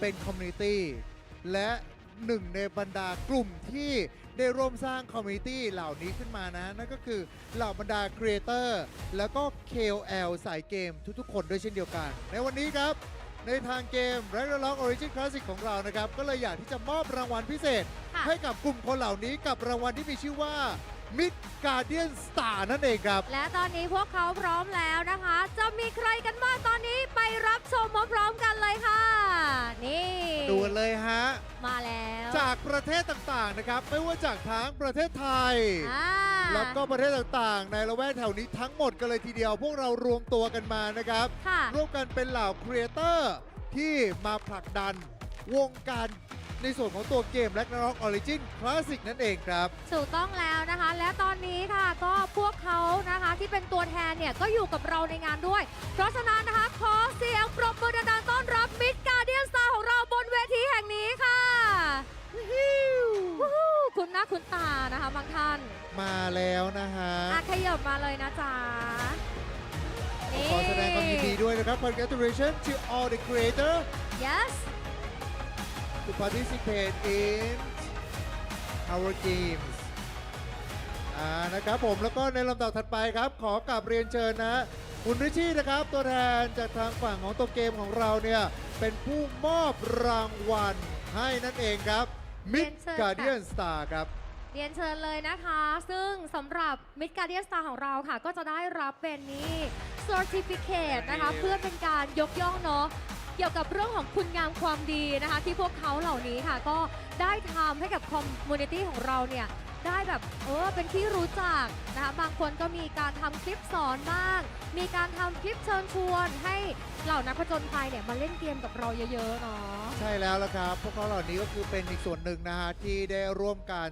สร้างให้มีคอมมูนิตี้เกิดขึ้นในประเทศไทยรวมไปถึงทุกๆคนที่อยู่ภายในงานนี้ด้วยเช่นเดียวกันนะครับที่ได้มาร่วมกันเฉลิมฉลองแล้วก็ได้มารับชมการแข่งขันในรอบแกรนด์ไฟนอลในครั้งนี้ด้วยนะครับก็ขอบพระคุณทุกๆคนมากจริงๆเลยนะครับที่ได้เข้ามาร่วมกันในงานครั้งนี้ไม่ว่าจะรับชมอยู่ทางออนไลน์หรือว่าอยู่ที่ออนไซต์ของเรานั่นเองนะครับ Thank you so much to everyone to joining and participate in our games Thank you so much โอเคเดี๋ยวตอนนี้เดี๋ยวถ่ายรูปกันนะ Take a photo together นะคะ Next we may have the group photo together so please ได้เลยแบบนี้1 2 3 big smile โอเค1 2 3 1 2 3โบกมือด้วย waving your hand to the camera video This is video okay waving your hand waving Okay Thank you so much a big round of applause ขอเสียงปรบมือดังๆอีกครั้งหนึ่งค่ะให้กับเหล่าครีเอเตอร์ของเราในครั้งนี้นะครับเดี๋ยวขอเชิญทุกท่านเนี่ยพักผ่อนด้านล่างยกเว้นอยู่1คนนะฮะขอกราบเรียนเชิญคุณชิปดอนมาเป็นตัวแทนหมู่บ้านอีกครั้งหนึ่งนะฮะตรงกลางได้เลยจากกล่าวอะไรสักเล็กน้อยนะคะกับพวกเราค่ะก่อนอื่นก็ต้องขอบคุณทางทีมงานของ Ragnarok Origin Classic นะครับที่เล็งเห็นถึงเขาเรียกว่าอะไรนะเล็งเห็นถึงคุณค่าของผลงานที่ทาง KOL ได้ทำขึ้นมาแล้วกันนะครับแล้วก็อยากจะขอบคุณทีมงานที่ดูแลหลายๆอย่างนะครับไม่ว่าจะเป็นคอมมูนิตี้หรือว่าทีมงานที่เป็นdeveloper นะครับที่คอยดูแลเกมนะครับที่แก้ไขปัญหาต่างๆได้แบบดีมากนะครับเพื่อนๆหลายคนน่าจะถูกใจกันมากนะครับไม่ว่าจะเป็นการเกิดปัญหาอะไรต่างๆมาทีมงานพร้อมที่จะรับฟังแล้วก็แก้ไขปรับให้ทุกฝ่ายลงตัวแล้วก็แฮปปี้ที่จะได้เล่นเกม Ragnarok Origin Classic ต่อไปครับผมขอบคุณครับขอบคุณค่ะขอบคุณคุณชิปดอนด้วยนะก็เป็นตัวแทนนะคะของ Mid Guardian Star นั่นเองแล้วเดี๋ยวก็จะเป็นแคสเตอร์ให้กับเราในวันนี้ด้วยเนาะใช่ครับผมแต่ว่าไม่ได้มีเพียงแค่คุณชิปดอนเท่านั้นนะครับเพราะว่าเราก็ยังมีสารพิเศษนะครับจากบรรดาครีเอเตอร์ระดับ International มาอีก2ท่านให้ทุกคนเนี่ยได้มาเจอกันด้วยเช่นเดียวกันนะครับโดยลำดับถัดไปเดี๋ยวเราจะเป็นวิดีโอนะจากทางคุณจิเลนแม็กซิมัสแล้วก็คุณ Immortal MBGG ถ้าเกิดพร้อมกันแล้วเดี๋ยวขอเชิญรับชมกันได้เลยครับ Let's watch together Halo semua, balik lagi dengan gue Dylan Maximus. Gue cuma mau bilang experience gue main ROC dalam 2 bulan jalan ketiga ini teman-teman. Seru banget, gue bisa merasakan banyak yang gue nggak bisa rasakan di MMORPG lainnya, di mana ini adalah MMORPG paling family friendly, F2P friendly yang pernah gue mainkan, di mana orang-orang bisa beli bounty pass aja, bisa statnya setara. Bahkan di turnamen yang kemarin kita ikutin, hadiah $1 juta, total prize punya Tyr Cup pertama, itu semua orang punya kesempatan yang besar untuk bisa masuk. Bahkan kita yang udah beli kartu MVP, kita aja gagal untuk top 96 gitu loh. Jadi ya kita Cross Guard Team sudah sangat luar biasa berusahanya. Tapi sorry banget kita nggak bisa masuk ke top 32 bahkan, dan nggak bisa masuk ke final. Kita harus gugur di top 96, tapi kita semua sudah ikhlas tidak bisa menjadi pemenang kali ini di Ragnarok Origin Classic teman-teman. Dan so far menurut gue itu experience yang paling seru, dimana kita ngulik setiap malam sampai pagi, dan tim-tim gue kompe semua juga. Sayang kita kurang hoki dan mungkin kurang jago juga, dimana lawan-lawan kita lebih jago dari kita karena statnya setara dan mereka lebih tahu metanya teman-teman. Jadi itulah experience gue sampai ikut Tyr Cup, dan selama main gue nggak pernah top up kebanyakan karena dia ada limitnya. Seminggu kalau kalian bounty pass mentok tuh di di gamenya tuh cuma 1,4an, jadi kayak sebulan tuh 5,9 sampai 6 juta. Itu progres yang hitungannya perbedaan dari orang yang spend gede sama yang kecil. Kalau yang kecil kan hitungannya bisa kali 3, kali 2, bisa yang bahkan gak beli sama sekali kali 0 dan dia farming. Bahkan yang kali 0 pun bisa beli jadi kali 1 kalau kalian beli Radiant Pass doang yang harganya 49.000. Dan itu kalian bisa dapatkan dengan dulu menjual aksesoris slot 2, jual kartu MVP, itu bisa kalian lakukan semua. Dan bisa dibilang kartu MVP itu harganya luar biasa. Bahkan sampai sekarang aksesoris slot 2 harganya juga oke. Bisa bikin kalian beli bounty pass, bahkan lumayan sekarang. Dan kita udah siap-siap dengan update Glasshelm terbaru. Of course aksesoris slot 2 Glasshelm itu bakalan harganya oke banget buat para petani yang akan farming di MVP. Jadi so far ini ROC paling friendly ya di antara RO lainnya, dan semoga bisa di buff LK ya. Udah ada patch note-nya, mungkin mudah-mudahan memuaskan ya LK ya buffnya ya bulan depan. Amin ya rabbal alamin. Dan pastinya dari gua walaupun sedih tapi ada senangnya, di mana perwakilan kita semua yaitu poek dari Indonesia lolos Tyr Cup Season 1 dan sekarang akan siap-siap battle melawan Filipina dan di Thailand. Jadi kita dukung terus poek perwakilan Indonesia ya, Mafis. Gue harus menang ya brother. Perwakilan Indonesia di Grand Final agar menjadi juara Tyr Cup Season 1 dan membawa pulang juara satunya 500.000 USD. Gacor. Dan gue sendiri akan tetap main dan akan tetap mengikuti konten-konten kompetitif lainnya, karena nanti Tyr Cup Season 2 bakalan ada lagi, mungkin dengan hadiah yang sama. Jadi tungguin terus Dylan Maximus di ROC. Gua gak pensi guys, karena gua kalah Tyr Cup. Masih ada season 2, masih ada event-event guild lainnya. Dan gua akan tetap main Ragnarok Origin Classic walaupun gua main game lain juga. Jadi jangan khawatir. Sampai jumpa di Tyr Cup Season 2 di channel Dylan Maximus. Semoga kita lebih bagus lagi mainnya, lebih ngulik lagi, dan bisa membawa pulang piala dan menambah 1 piala lagi di belakang. Thank you semuanya yang udah support tim Cross Guard dari awal gue main ROOC. Sampai jumpa lagi.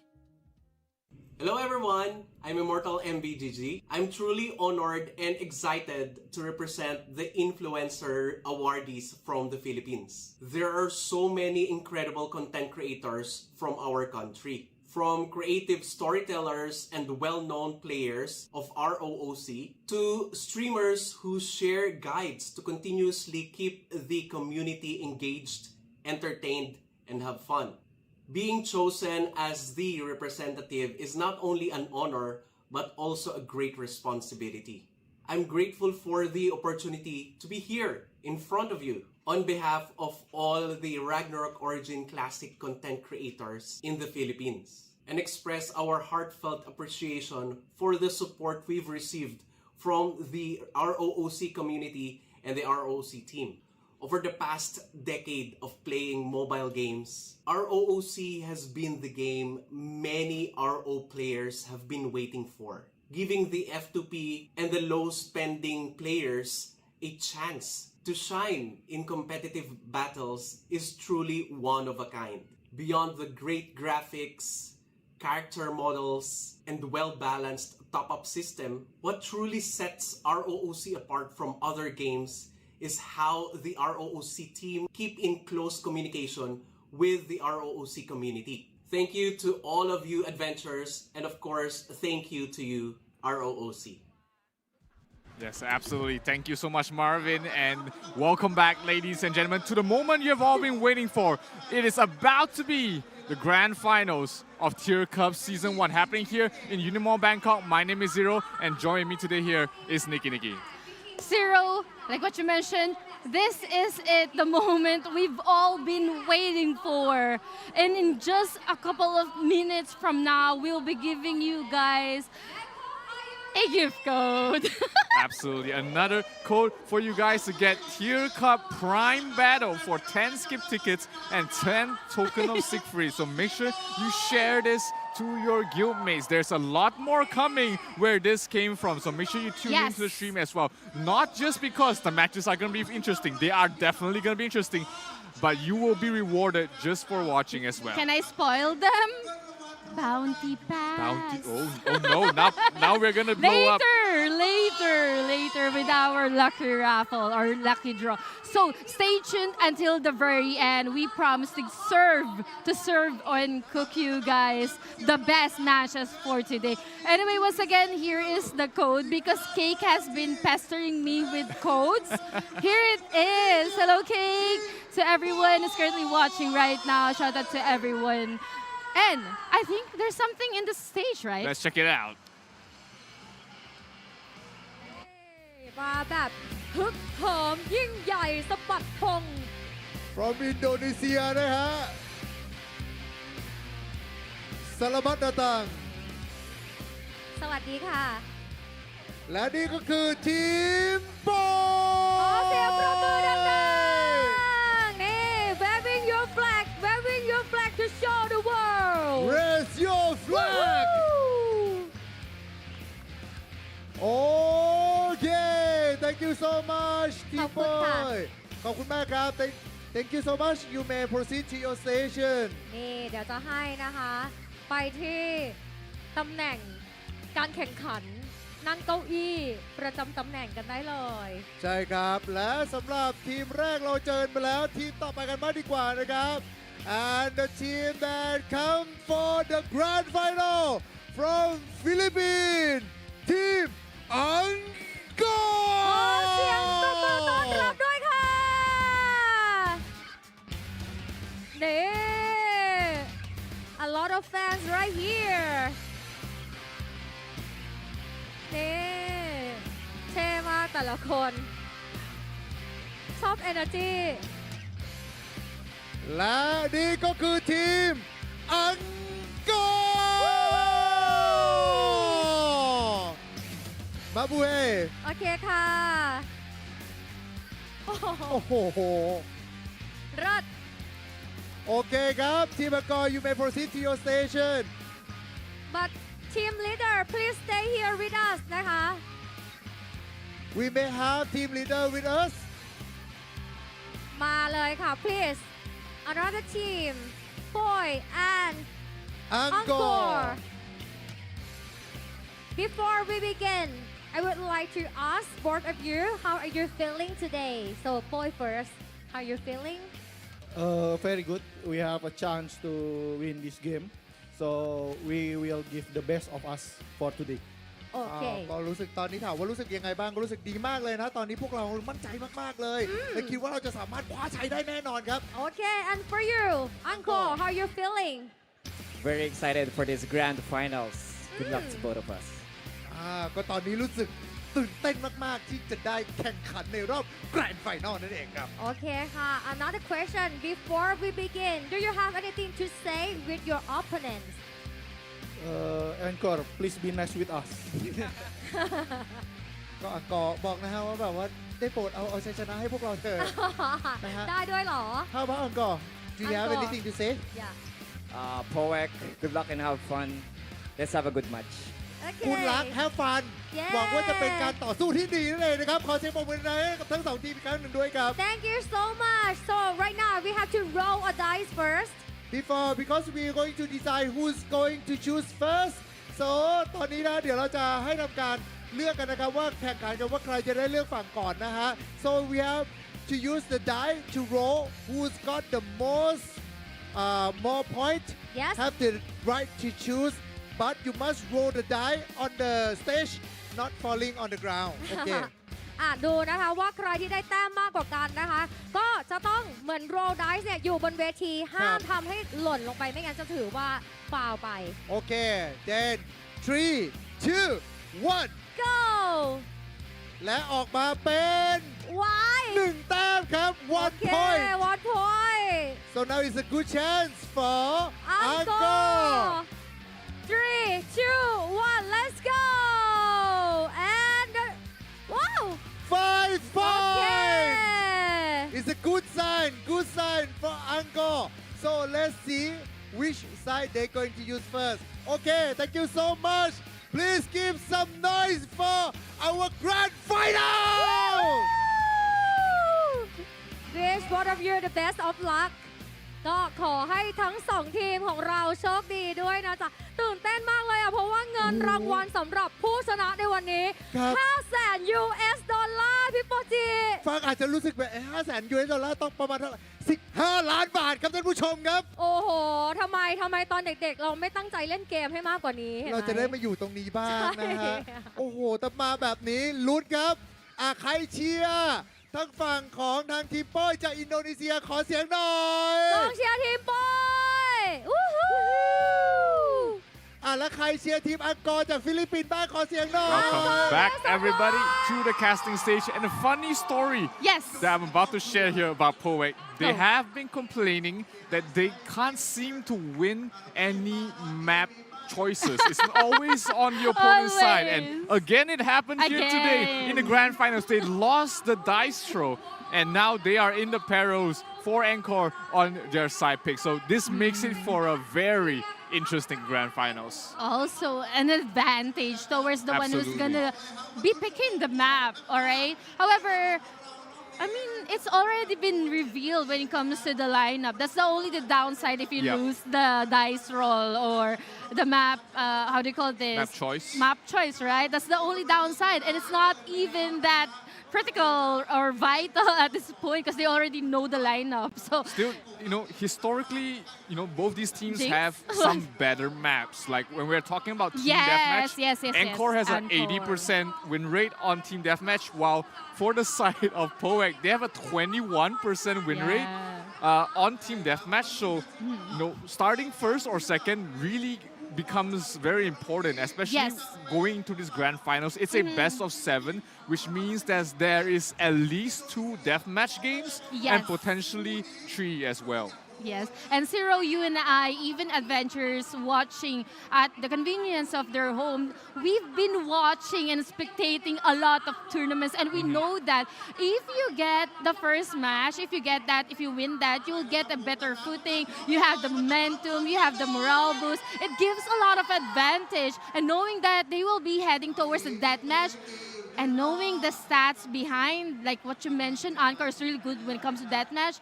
Hopefully, poek will be able to at least adjust going towards the grand finals because we have at least a month of preparation, right? Yep, that month of preparation might just make all the stats irrelevant. I mean, it's a lot of time to work on your mistakes, work on your problems within the team, and that we might see just poek becoming a beast in deathmatch. I mean, they have the lineup for it, they have the players for it. So we'll see, what that 1 month of preparation, will that give poek an edge over ENCORE's best map? Or will ENCORE just show them who's boss there? Well, actually, just an insider info, both of the teams are very confident, not just poek. They were so chill. Yeah, kind of tell them the story. We went backstage, right, Ciro? How's the feels in the headquarters of poek? They're kind of chill, right? They were chilling, they were confident in their preparation coming to this grand finals. And same with ENCORE, right? They were very confident in what they prepared. And I mean, they have a coach in their team. For those who don't know, they do have a coach. Some of you might know him as Chan Chan. Some of you might know him as Batman. So yes, they have a coach. They have a pretty different setup, a different sort of idea, direction coming into this grand finals, the preparation of it, and that gives them a little bit of an edge because right now they have that 11th man. Yes, that is correct. But now, here is today's matches for the Grand Final 1600 UTC plus 7 best of 7 series between Team Poek Nostra against Team ENCORE. Indonesia versus Philippines. Everyone, hype it up, make some noise at the comment section. Yeah, Frontera 2 versus Frontera 6. Yes. That's where both of these teams are. It is a best of 7 grand finals, which means we will see at least 4 maps. And let's take a look at the road for both these teams on their road to the grand finals. Poek defeating Knockfire, Pak, as well as Noibo in the top 4. While meanwhile, for the side of ENCORE, they defeated some really good teams as well. They defeated Mana, second in their bracket, defeated Troves. That was the top in their group. And they also defeated Tyr C as well on their road to this grand final. So both of them have met a lot of resistance going up here. It was anybody's game for both these brackets. So making it all the way up here, they're competing in these 4 maps: Shapeshift, Card Contest, Blood and Gold, and Team Deathmatch. In which there's a different lineup and classes which are really good when you play with these maps. Each of the maps here needs to be played in a certain manner. It has a mechanics wherein we will be talking about later on. But now, here's the good thing. Yeah, Grand Champion walks home with $500,000. Second place walks home with only 100,000. So the difference is pretty far between both of this. And they also all get good in-game rewards as well. You got the custom title for the winners, the portrait frame, the chat bubble, as well as the join party notification. The last part is my favorite. Me too, even though I don't have it. I have it, so. Wow, you flexing on me. Basic. Because Eman and his team, whenever he joins the party, it everybody like knows you're in the presence of royalty. Yes. And not just that, we've been talking about this Zero. This is the first ever physical reward wherein they will be getting a champion medal that actually transforms. It's a transformer medal. I mean, you got separate parts that you can wear together or wear separately, which makes it really cool. I mean, you can style it based on your fit of the day, and there's just makes it really interesting, really cool. Yeah, if you want to make it a medal, if you want to make it a pendant, it's up to you. And this is a first. Everything here actually is a first in RO history. 1 million USD Tyr Cup, and we're just season 1. Absolutely. I mean, 500,000 is the number that both these teams want to go home with, right? 100,000 is a big difference, but still, for their work, for their journey so far, I think both these teams, they have a good shot in winning, but it is down to whichever team has the best preparation. Yes. And which team plays the best today. Actually, I want to go back with what you mentioned about having 2 teams from different countries with different play styles, with different lineups. So it's really interesting to see them because they haven't met one another. Never. I think it's bracket here. Yeah, they're both in different groups. Here. One was in group 2 and group 4. So they were not meeting during the top 96 stage. Yeah, so it's very interesting. At this point, I don't really know who's gonna win because sometimes we tend to give out predictions, right? It's so hard. Yeah, even the odds. The in-game odds towards the end was pretty much 50-50 across both sides. So even you guys, the viewers, have no idea who's gonna win. It is pretty much a split decision. I think it might go to a game 7.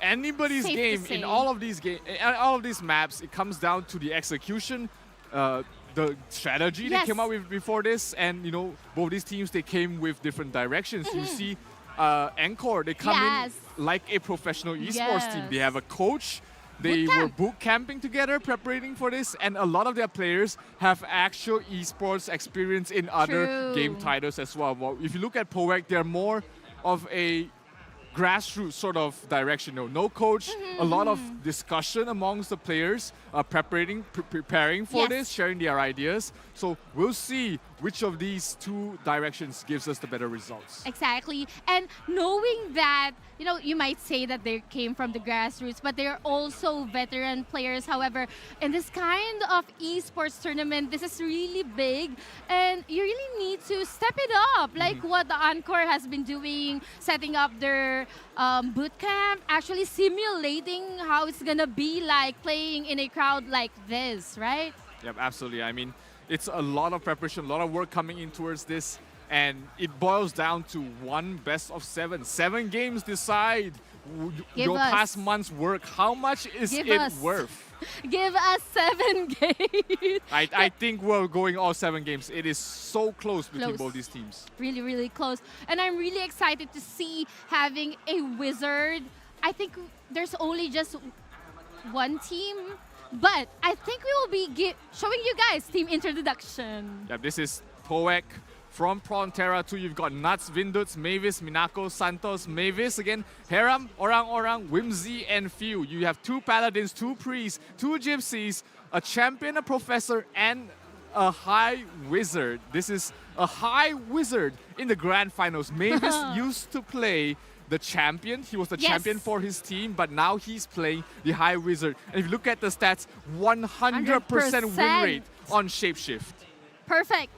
So that is Team Poek for you. Later on, we will be showing you guys Team ENCORE in just a little bit. But like what you mentioned, going towards the Grand Finals, you want to give yourself, not just the fans and the viewers, something new. And that is having Mavis play High Wizard. We know how competitive Mavis is, and one thing's for sure, they will not be deploying a High Wizard if they know it won't be a good addition to their lineup. I mean, 1 month of preparation, that's a lot of time in the lab, figuring out, you know, the best composition, what works, what secrets that other people don't know. We were talking to poek. They said they had a secret coming into this. So I'm very excited to see how the Wizard will perform. I think we'll see it a lot in Kart. We might see in Deathmatch. We probably won't see it in Blood and Gold and Shapeshift, because both of those maps, it's better to have a champion there. Yes, that is correct. But now, let me introduce you guys. Team Philippines ENCORE here from Frontera 6. We have Docs BR, Wifritz BR, We Gets BR, We Josh BR, Yamato, Nasmi, Banoobs DR, Sani, Yomi BR, and Afi GPDS. And they have an 82% win rate with Team Deathmatch. On the other hand, they only have a 73% win rate for Shapeshift Ops. Not that bad, but comparing to poek's 100%, well, that's quite scary. But like what you mentioned, since we have a huge gap, a month-long preparation, like what you mentioned, these stats might be irrelevant or might change actually. Yeah, I mean, if you look at the win rates and compare to both teams have 2 maps that they are better than their opponents. So Deathmatch goes towards ENCORE, Shapeshift goes towards the way of poek. And highlighting again, we've got Assassin Cross from the side of ENCORE, and they are coached by one of the most historic Assassin Cross players. Historic. I mean, Batman. They've got Batman, one of the most famous Assassin Cross players from RO Global, coaching them, and they're bringing in Assassin Cross. Definitely has an idea, but let's take a look at the highlights on how both these teams made it here to Bangkok for the Grand Finals.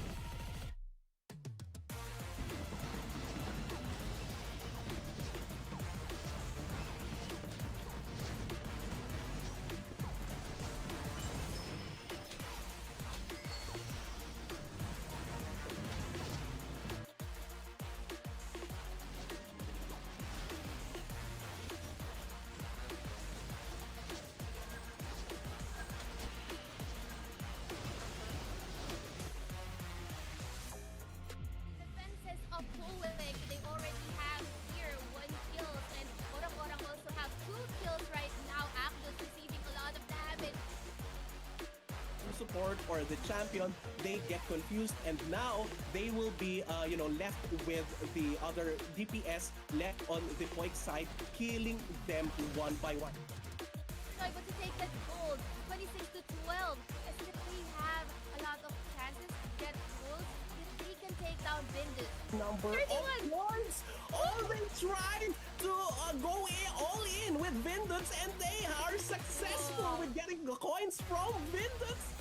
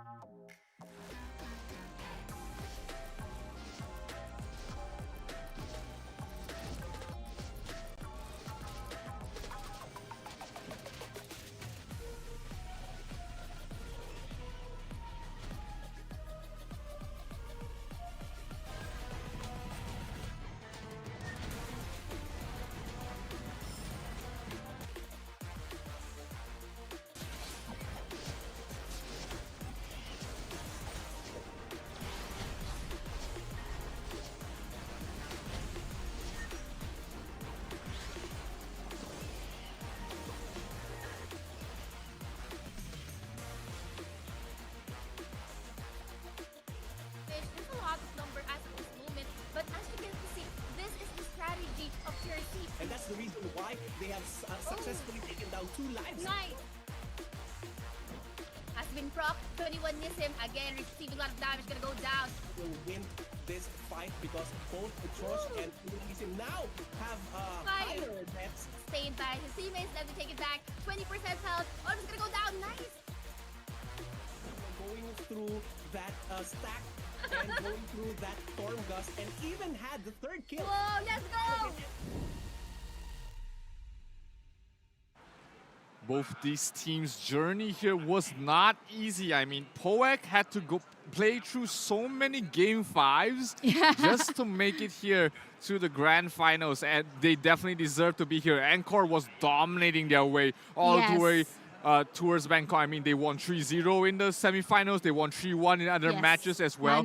So they have been pretty dominant since the top 32 stage. So here they are getting ready for the first game. It's gonna be team deathmatch, and I wonder the lineup on both sides is definitely going to be this team. The team Santos, Orang-Orang, Nuts, Heram, and Vindus. This is their classic team deathmatch lineup. You definitely want to play with a champion if possible, and that's what they're bringing out here. Yes, a champion and a sword. Yes. Definitely. And also a Pally is also a good addition. Now, the only difference from the qualifiers is that they don't have biochemists in this lineup. Well, both teams don't have biochems, so that sort of negates the advantage of an opponent if you had a biochem. So we can see the mindset of both these teams. They said, forget about survivability. We're putting it all in towards damage. Yes. How about burst damage? Probably burst damage here are just one hit delete. Your targets probably want to go after the supports. Now, I wonder if this kind of lineup will be able to take down the supports from ENCORE, because you want to eliminate the one who resurrects, right? I think if both sides, because both sides play with champion, if they are able to synchronize their damage and targets at the right time, they can bring down both supports at the same time, and that is immediately 2 points because the opponent has no other way to resurrect the rest of the team. So even if they don't, I mean, Asura is almost a secure kill every single time on any of the DPS targets. So it's going to be interesting to see, especially the targets they are going for, because we might see some teams focusing on the Paladin. We see some teams more focused on bringing down the supports, or they might just all three chase the champion. Because if you kill the opponent's champion, the opponent has no champion to play with, and we see a mirror lineup from both sides. For ENCORE, Doc, V, Banubs, Nasmi, and Gessi playing in this team deathmatch. This is going to be really exciting, fun, intense. Everything is at stake. Everything is on the line here. Zero, I'm very much excited for team deathmatch, knowing that this is going to be a mirror match. Yeah, I mean, it's going to come down to the execution in this Yes. match. They are running the same exact comp. They have the Yes. same exact resources. Which team will be getting this advantage? Which team will be getting a lead in the first game of the best of 7 Tyr Cup Grand Finals? We've got poek going up against ENCORE on this first match. So going towards here, we can see Venus being targeted. Orang going towards Sanif. Sanif Venus. is about to go down. Will be sustained there. We're currently tied up, but Orang has target locked on Sanif. Yeah, the Osiris cut already procced here for Venus. He is some trouble having to back off. The spell being used, Nasty. Focus Fire. Nuts is gonna fall. That's gonna be a first kill going towards the way of ENCORE as they get the first point here. Remember, if the score is tied, whoever has the most kills will be winning this 1-1 right now. They both traded 1 kill apiece. And we're it not is done. still going on right now. That's correct. Maneuvers here going out after Vindus and Harem. They actually need to protect Sanif here on the other end. Nuts is also taking damage. Orang will be taking damage, but Sanif has been dying for so much. 2-2 so far, and we can see the focus on both sides. Yes. ENCORE is focusing on the champion, Yes. while poek is focusing on anyone. Basically, Sanif is the #1 Yes, target because Sanif. they know that there's no more Osiris. Orang. Doc goes for a kill again on Orang. That's gonna be 3-2 right now. Yes. And Orang again gets a return kill onto its Venus. Sanif. So it's going to be 3-3. Yes.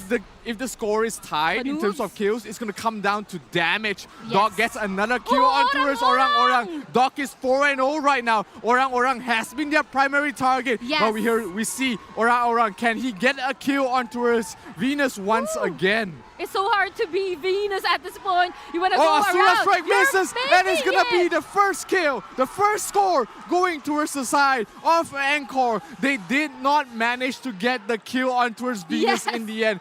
They resurrected the pet, Yes. which ensures that the Asura damage goes towards the pet. That was very well played there. Coming from the side of ENCORE, securing the deathmatch. Wow. I mean, it was so intense, back and forth. It was really, really hot. I wasn't able to actually keep up with the time. Because when I see someone already won and that was ENCORE, talk us more about what happened in that crucial moment when they revived the pet. I mean, the game started as we expected. Both of these teams have a target in mind already. And we see that they always just go for the same target because one, you have to proc the Osiris card first. That's what both teams did. Once they focused out, they get through their focus. We see Doc focusing on the champion. Orang will have a tough time because he will always be on the back foot. His Asura Strike will always be at a later cooldown because he's the one that died first. And he also needs to rebuff. Yeah, exactly. So when that happens, ENCORE naturally has an advantage focusing down the champion, and we did see the scoreline very close towards the end, very and they close. almost tied it up. Yes. But at the last kill, the last potential kill, what happened was Venus resurrected his Child of Earth or King Tiki. And that soaked up the damage from the Asura, ensuring he survives. And that gets them the first point in this best of 7. Wow, the micro skills are on.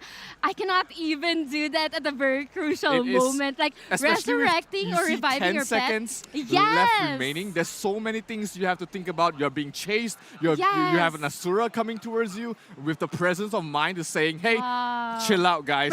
I have a pet. Yes. Only goes to show how they really play on esports tournament. The experiences there. I mean, both of the teams are really good. They're playing their A games at this point, but the micro skills are super on. Who would have thought that the pet would be getting all the damage, right? Yeah, I mean, and this is why like this Tyr Cup is so exciting because all of these teams, all of these players, they have the same exact resources. They have the same amount of time to prepare for this tournament, but when it comes down to clutch moments like that, the smallest of plays can make the difference. And that one kill, that one moment where they decided to rest the pet in time, that created the opening for ENCORE to game number 1. I mean, I think Sanif has been really used to being the target, because even in the qualifiers, it has always been Saniv was being targeted. And I think the main role of Saniv was being the bait. I mean, he knew that he was going to be targeted, and he doesn't care because he knows that he just needs to die one less time than their opponent. And the final 10 seconds perfectly executed there from ENCORE, getting them the first win without needing to go to damage. That gives them an advantage because, again, Team Deathmatch has been historically their best map, and it is very important for them to win on their best map. Wow, that was so intense. I was on the edge of my seat. And I wasn't really able to see that it has been 2 minutes is very short. And we miss out the time There's so a lot quickly of things because there's so going many on. things happening. Yeah, and I don't want to say that ENCORE has read the movements of Orang Orang or Poek, that they knew that Orang Orang will be targeting Saniv, but also the Paladin is also going out there, closing the gap and reaching. But you can see Nasmi also supporting Saniv. Everyone's really doing their part here. Yeah, absolutely. I mean, but the game plan as well, the presence of mind to Yes, say, hey, I cannot. if we go for their champion can't go for our DPS or anyone. So you see the different mindsets on both teams. For the side of Poek, they immediately target Saniv. But for the Easy side of target. ENCORE, they immediately target Orang Orang. The burst. Yes, DPS. exactly.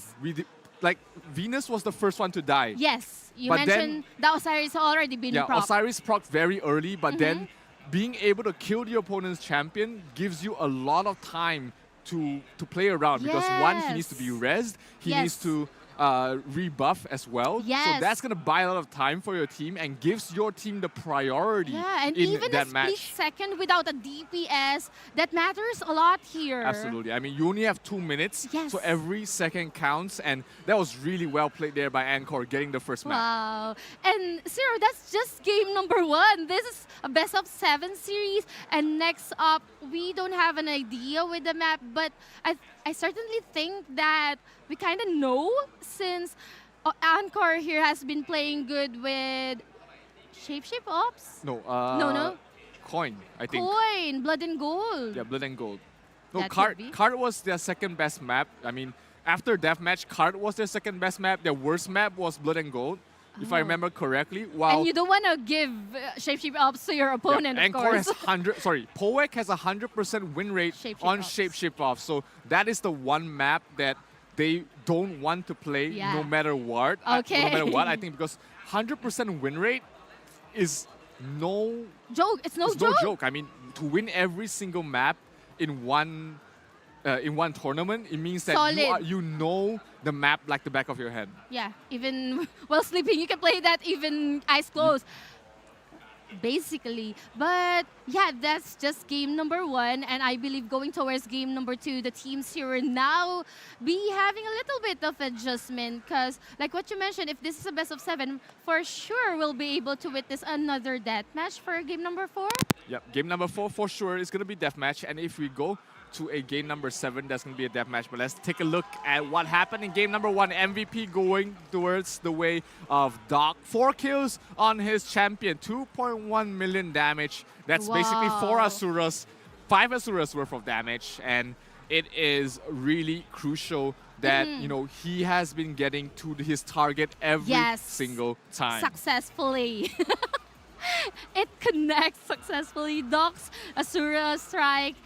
He knows his target, and it goes to show the differences when it comes to picking your target. Will it be the DPS, or will it be the sword of the opponent, or the easy target of the opponent? Now, later on, that's just MVP. Later on, we will be showing you guys, I think, stats or highlights later on. So I want to see again the replay of what Saniv did there, because it was really split second, 10 seconds decision. Yep, and some people say that, oh, champion is easy to play, I just click Azura, someone dies. No. I watched you playing champion, right?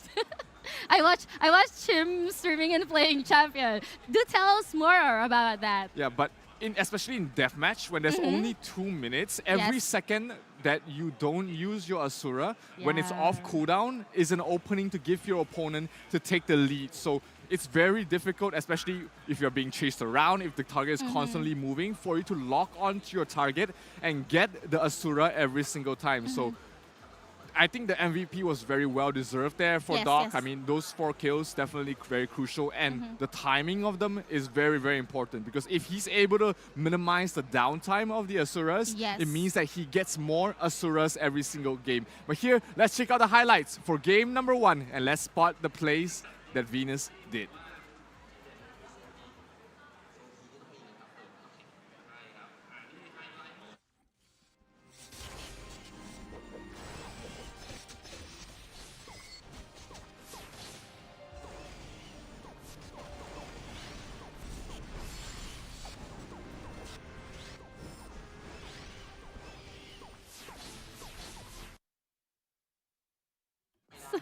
That was the highlights. I mean, I actually didn't notice that they didn't manage to res one person in time from the side of poek. So even if they got the Asura in time, it was still 14 to 15 towards the end. And, you know, that even if Sanif failed to make a play, they would have still won regardless. But that was still a very heads-up play coming from Sanif.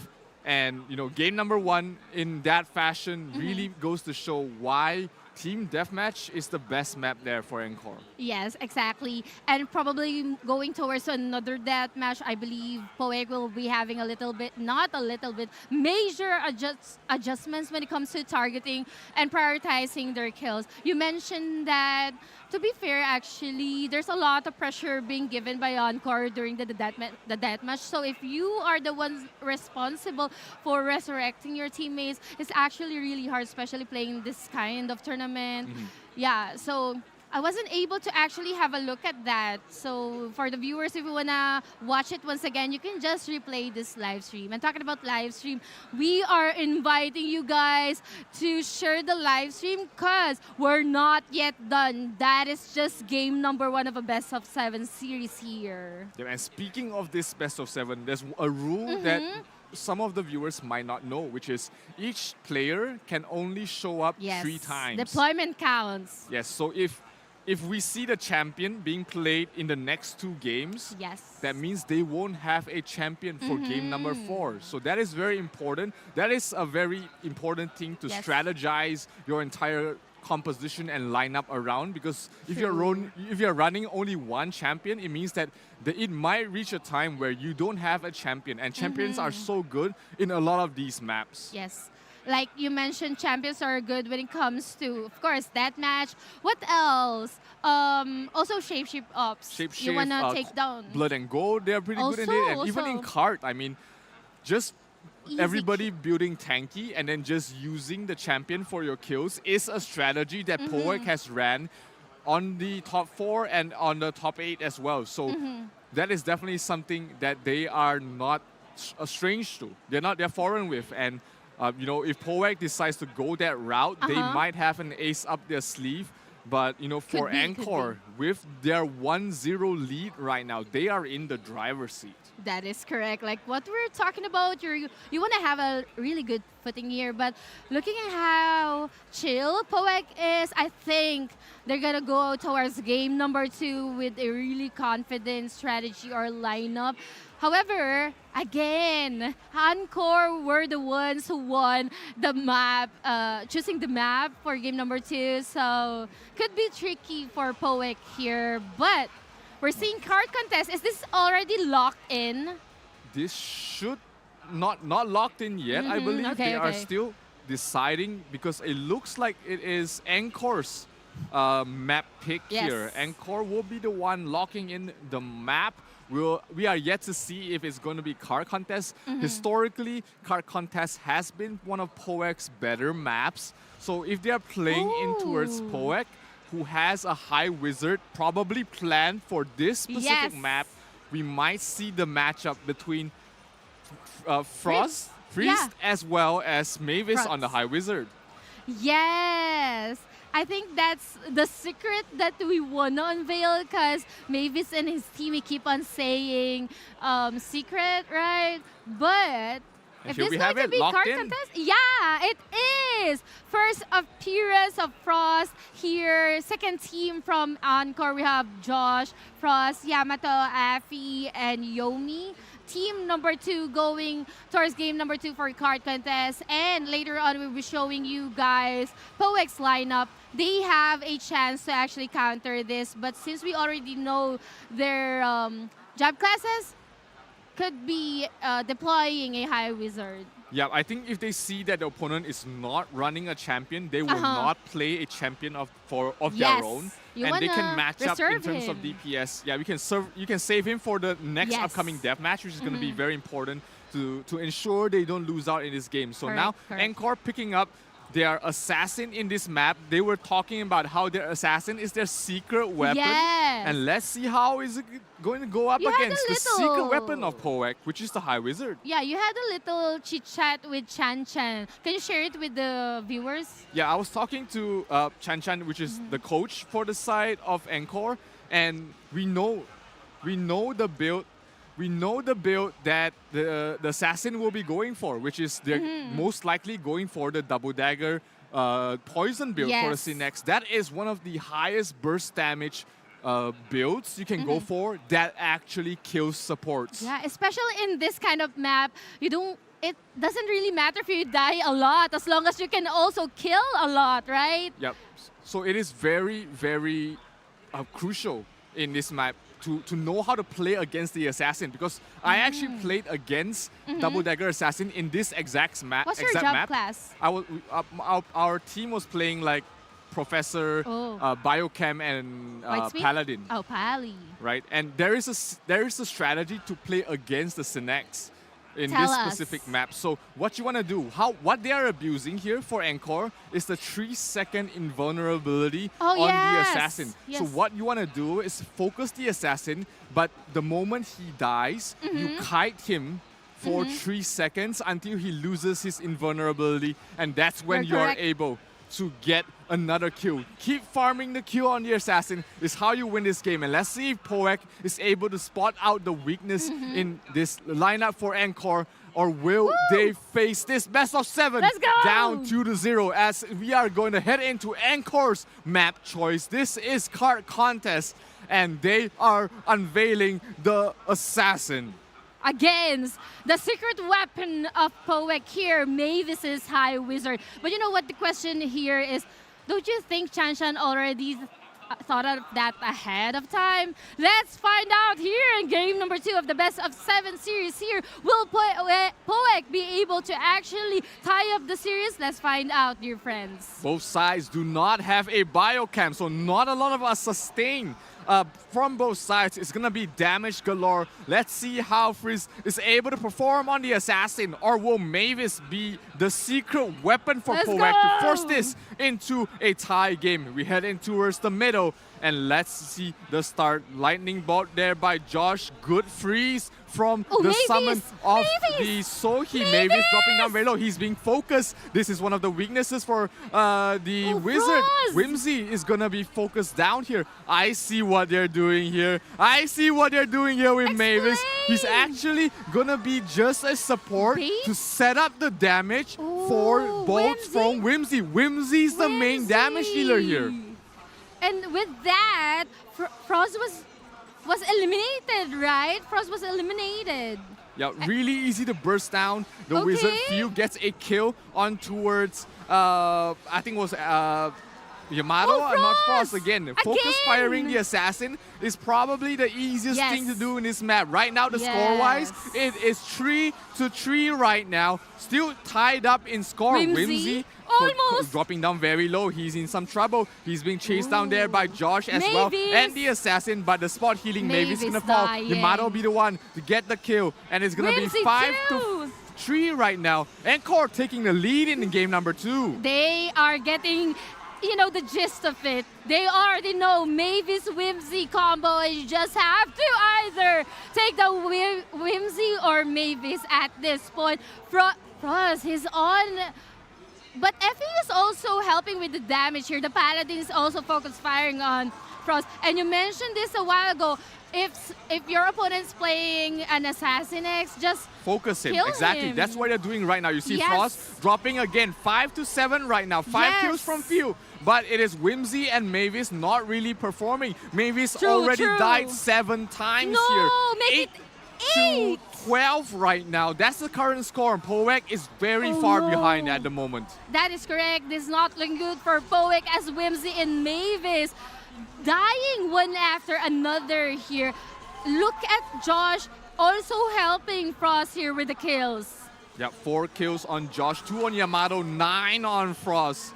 That is a lot of kills on the assassin. He has died 9 times as well, but he's gotten 10 kills for he's gotten a kill for every one of his deaths, and he is not stopping at the moment. 16 to 9 right now. Yamato gets a kill again, another kill on towards Mavis. Mavis is not having a good time. No, 12 deaths kills. on towards Mavis. Sorry about that. 12, that's like what you mentioned. Mavis not having a good time here. Josh focused his dispel here with either Mavis or Whimsy. Whimsy tried to hold on his sliver of health, but look at Josh here. Just going in and out of this Mavis-Whimsy duo.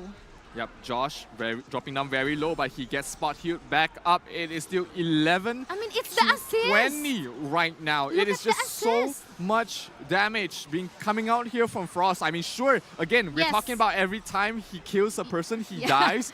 But every time he kills a person, he's taking out one crucial DPS from the opponent's side. And that gives you a lot of breathing room here. True. We see Few getting 10 kills already. Nobody's really dealing with Few. Few is the only one chasing down Frost right now. But it is still too much for him to handle. Mavis needs to carry his load because he is just 0 and 14 right now. Not a good sign. Not a good sign here. Whimsy too. This is not looking good. 2 more minutes. We have a lot of time on the clock here. But what we're talking about here is a 15 kill advantage. Killing the crucial part of your lineup, which is either Mavis or Whimsy. Yep, and Frost has the easiest job in the world right now. Focus down Mavis, kill him every time he can. That's where 15 kills from Frost comes from. 15 kills on towards Mavis alone. Few has been really focused firing down Frost, but it might be too little too late here. 23 to 18 right now. The score difference is closing in.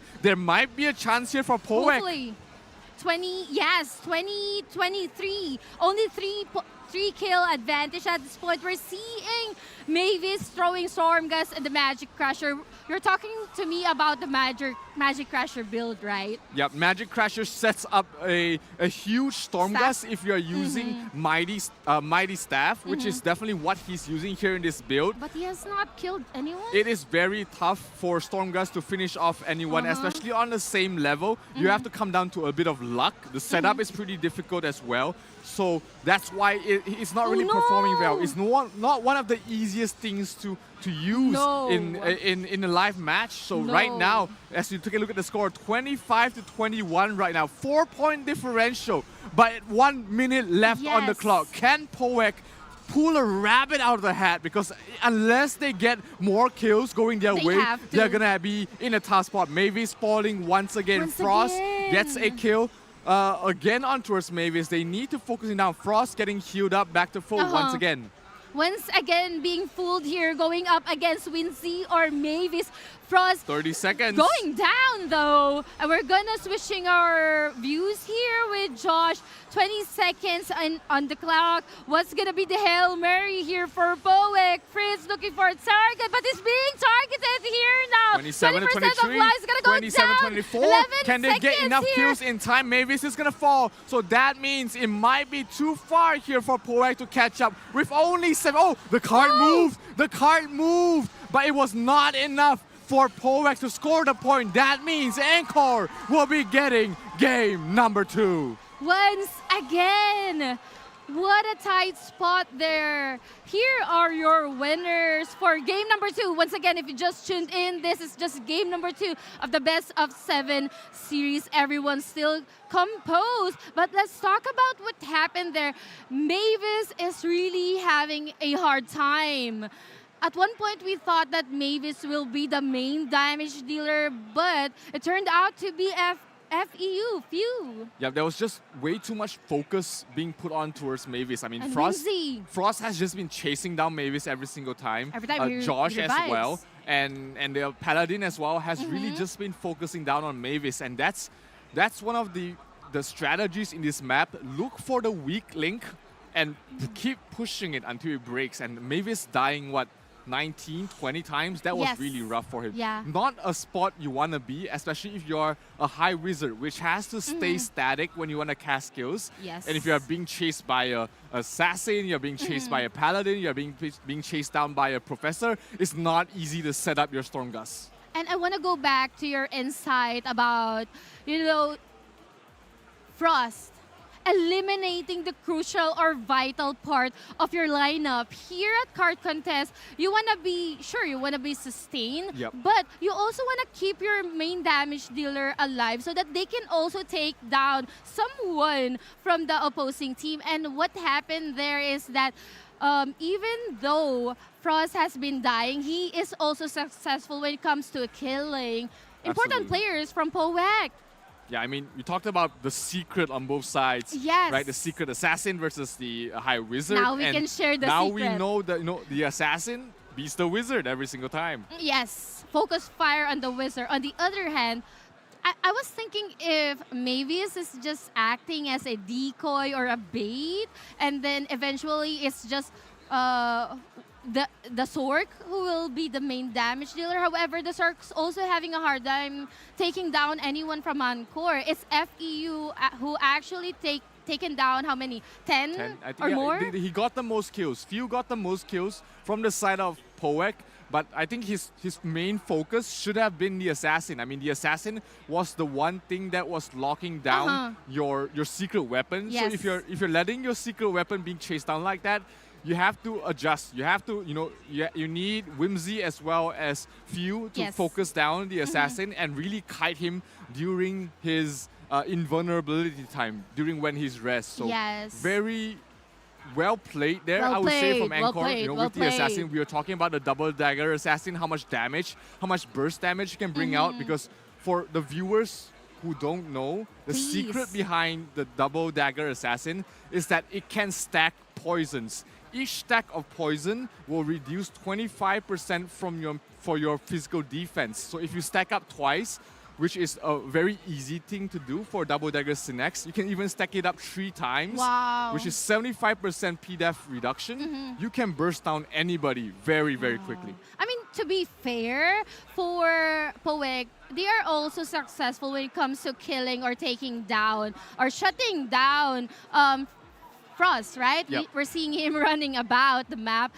But whenever he's down, Josh steps in. Josh takes damage and kills as well, right? And also the Paladin. Yeah, because if you think about it, if they have to use 2 players, which is Whimsy and Whimsy. Few, to deal with 1 assassin, that means that the other 2 More DPS is resources? gonna be free. They Yes. can do whatever they want. They can focus fire down the same target and just let Frost do whatever he wants to do.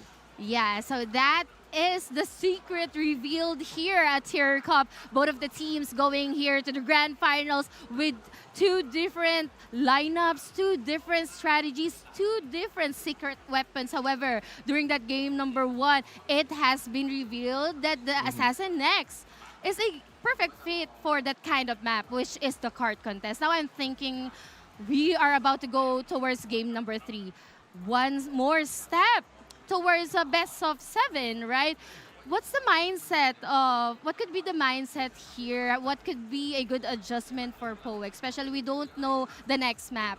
I think for poek, you just shake off the first 2 games. Yes. The next map you have control over. You know that is your map choice. Yes. So that is where Advantage. you make your statement. That is where you have your advantage. So 100% win rate on Shapeshift Ops. and Shapeshift. That's probably what they want to bring up. They're definitely going to be playing with the assassin, the champion.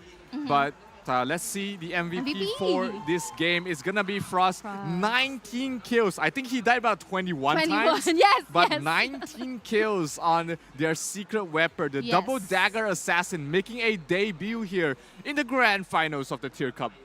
Wow, once again, I believe that the viewers, especially the pub dimension drill players like me, will definitely take into consideration once again having an Assassin X, because I think there was a time wherein they kind of just, not choose playing Assassin X just because everyone has Maya Purple, right? So could be a good sign for our Assassin X enthusiasts. Yeah, I mean, Double Dagger Synex is very squishy. It is a very cheesy sort of.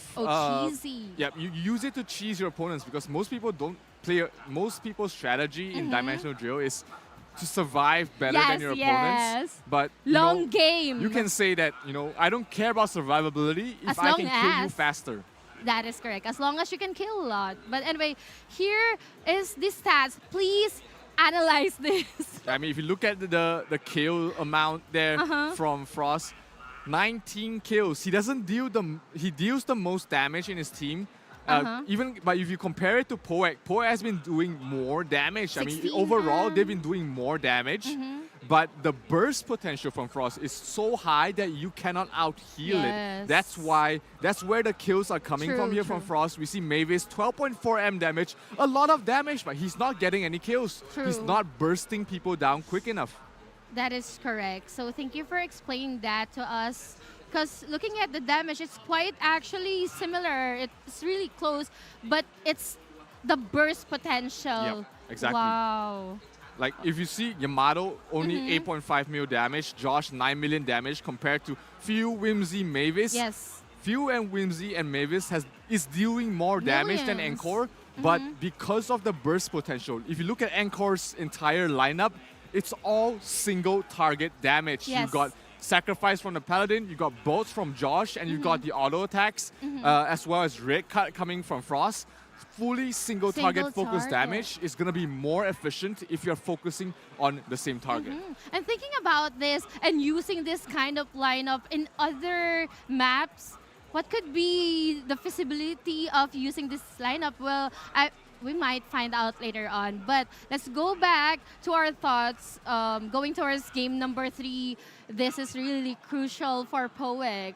And you mentioned if you're going to play for poek, you want to play on your best map. And now it makes me remember their match against Noibo because poek, let's not forget that they're good when it comes to playing under pressure. They're good when it comes to reverse sweeps. So hold on still tight and cheer on still with poek and also to ENCORE because it's not yet the end. This is just game number 2 of best of 7 series. Yeah, but I think definitely they start feeling the pressure. But let's talk about it later and check out the highlights for game number 2.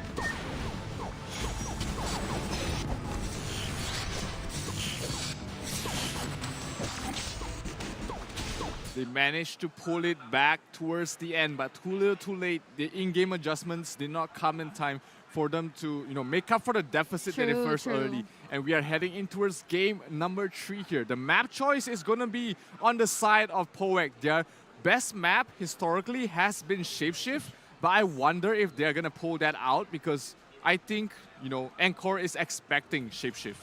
Of course. What's good with the ENCORE is they're thinking ahead.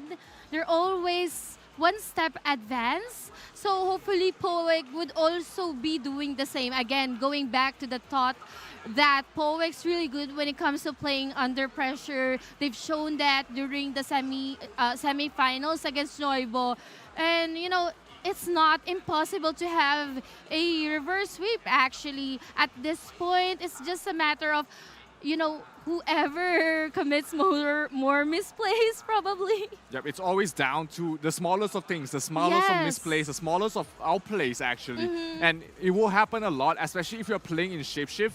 There's an element of RNG on the map, Yes, knowing super where random. the Shapeshift orbs will be spawning. So the most important thing in Shapeshift Ops is not actually killing your opponent, but actually getting better map control, because whichever team has better map control will be getting more MVPs, Yes. and more MVPs will set you up for more kills. Exactly.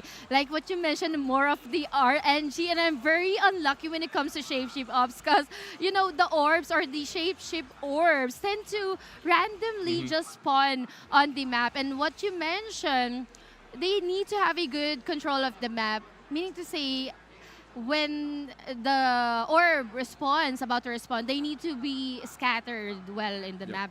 But what could be the implication of that if you scattered away from your teammates? It's still too important to get the orbs. I mean, every 30 seconds, a random amount of orbs will be spawning. And, if you get the good MVPs, the best MVPs, of course, you have your Stormy Knight, the best MVP, and then you have VK. Garm.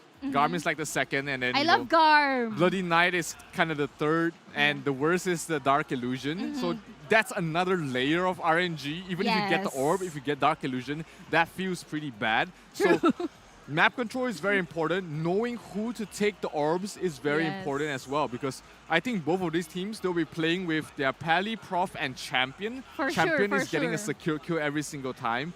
And Pally and Prof can set up kills for your MVPs if you get any, with Gloria Domini being able to slow down your opponents, Spiderweb, Dispel, all great setups for kills. So, it's not just RNG, but also a lot of different strategies and how you play around the map that makes a team good in Shapeshift Ops. Especially how you cycle those skills that you mentioned. How you layer those skills? Exactly. Like for me, I'm not a competitive player. I just keep on mashing the buttons. But these players are very critical when it comes to layering those skills. And well, it's gonna go down to teamwork. Of course, they're not just playing individually here. They're layering their skills, and of course, the call out. Who do you wanna FM? Like what you mentioned about champions being probably or 100% being deployed for this map. Well, do you think will there be a chance to actually use High Wizard in this map? No. This is High Wizard's worst ever map. We will never see High Wizard here because, one, nobody is staying around being static. Everybody's running around. Sure, High Wizard provides you a little bit of map control, but when everybody is just running across separately, High Wizard is very low priority, it's very bad in this map that you really don't want to play with a High Wizard in this map. All right. With that being said, then for sure, 100%, they're going to be deploying their team with the champ. And to counter that, so do you think ENCORE will also be doing, again, the mirror lineup? So one thing about it is Assassin can actually play by itself pretty decently in this map. So we might see ENCORE throw a curveball, They can play with the Assassin here and keep their champion for 2 other maps. Or which means that deathmatch. they will have it for the deathmatch and they will have it for the map after deathmatch if they want to. So since this is poek's map choice, they have to go for the champion, right? Unless now the thinking process is poek knows that because they have to pick the map, and if they pick Shapeshift, they know that the opponent has a chance to play with the Assassin. And there's no way poek plays with the Wizard here. No. So we might see poek just say, F it, we're not going to play Shapeshift. We're going to play maybe Cart again. Or maybe Goblin, Play these 2 maps and ensure that the champion's deployment count is used for that evenly. Match. Exactly. Correct. And at this point, ENCORE, even if they lose, I'm not jinxing it, even if they lose game number 3, they have 2 points advantage. Does Yep. it? I mean, it matters, but comparing to Poek's predicament at this point, they can still have a really big margin for errors. But I'm not saying that they can leisurely like do misplays and errors, but those are the things that you want to consider going towards game number 3. I like the mind games that you've laid here, Zero. You mentioned that since they are being forced to actually exactly. pick their best map with their best lineup, which is the champ, they will be, you know, living with or going towards team deathmatch with less deployment count on their champ.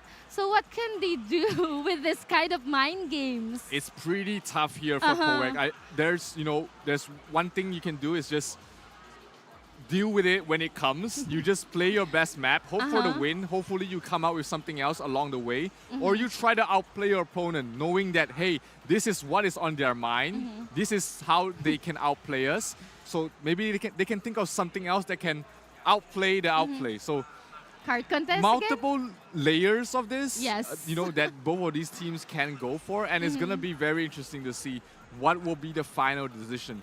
Because if we go for shapeshift, I already know the results here. And that's why Poek not going to go for shapeshift. They know the odds of them winning this entire series is very low if they go for shapeshift. So they opt to go for blood and gold, forcing the opponent to play with a champion here. Yeah, just so they can have an equal deployment count for their champion. But wow, Zero, I really love your mind games. You've read them like a book. You already told us what's gonna happen. You're from the future, right? Yes, I can see 12 seconds into the future. So was that clairvoyance? Clairvoyance? I think it was from The Boys. I don't remember exactly where, but here Poek looks like they are locking in blood and gold, forcing the deployment count for the champions to be equal, which means that, now there's no strategical or composition based advantage for their opponents. They are at least playing on an equal level there. Yes, and what I really love about Blood and Gold, regardless if whoever has more golds at the beginning, is the ending. Yeah, it's the ending that matters. Who has more gold coins at the end? This is good. This is so good for Poek. This is what Poek is looking to do, right? Yes. Making sure that their deployment count on their champion matches their opponents, so that they are never caught out in a bad map without a champion. So here, if Poek runs a champion, it means that the opponent has to play a champion as well. Yes. One, because champion is good in this map, right? Because being able to Asura anyone, getting their coins is very important. And Poek is forcing them to play Doc in this map, and that gives them, even if it doesn't give them an advantage, they are not playing at a disadvantage. That is correct, or probably baiting them for a reverse sweep. It's hard to say. I mean, down 2-0 right now for Poek. They have some ways to go. Their secret weapon is not weaponing right now. So it is, they have to sort of adjust the best they can without forcing a change of class. That is correct. That is correct. They are indeed in a predicament, but now Docs, like what you mentioned, will be forced to be chosen. Team number 1 here for ENCORE will be the ones battling up against Poek. But surely enough, though they will be having an equal amount of deployment counts with the champion, we know how scary this lineup is. But at the same time, we know how close these two lineups can play with Deathmatch. But now they will be using it at Blood and Gold. And it's just a matter of who gets more gold coins at the end. It doesn't matter who dies so much or kills so much, as long as you can kill the gold bearer. Yep, so there's a few strategies that you can Tell play me. here generally, but because I'm always the one tasked to collect all the coins. yeah, that's the problem. If all the coins are put into one basket, it means that a few Asuras and you lose your coins. So it's better to spread it out. You want to spread out all the coins between 4 or 5 players.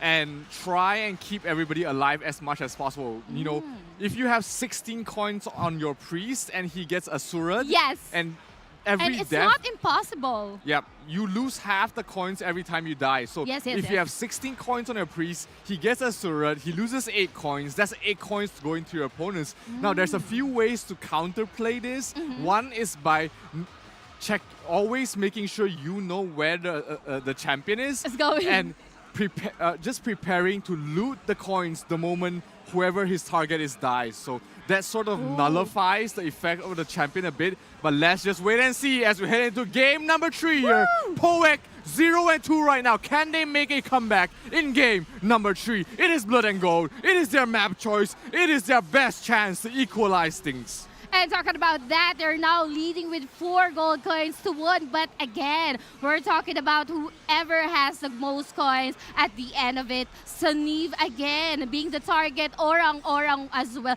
Will this be a repeat performance? But Banoobs will also be going down, not taking damage. Now, I think the Pallies are doing their job, targeting whoever has the coins. I think the most important thing in this early game stage is to trigger everyone's Osiris. You have to make sure nobody has Osiris when you go towards the end game, and that is what Doc should be doing. He should be changing his targets, proccing everybody's Osiris to make sure later he just needs a single Asura to get the kill. Haram is gonna fall 6-4 right now. ENCORE is the one leading in terms of the coins, but again, like you said, like what you said, it doesn't matter. The early here. game doesn't matter. Yes. It's the end game that matters, and all these early kills isn't gonna matter much if you cannot trigger all these Osiris. That is correct. Get C here, being the target again. I hate this map just because I'm a gypsy and I'm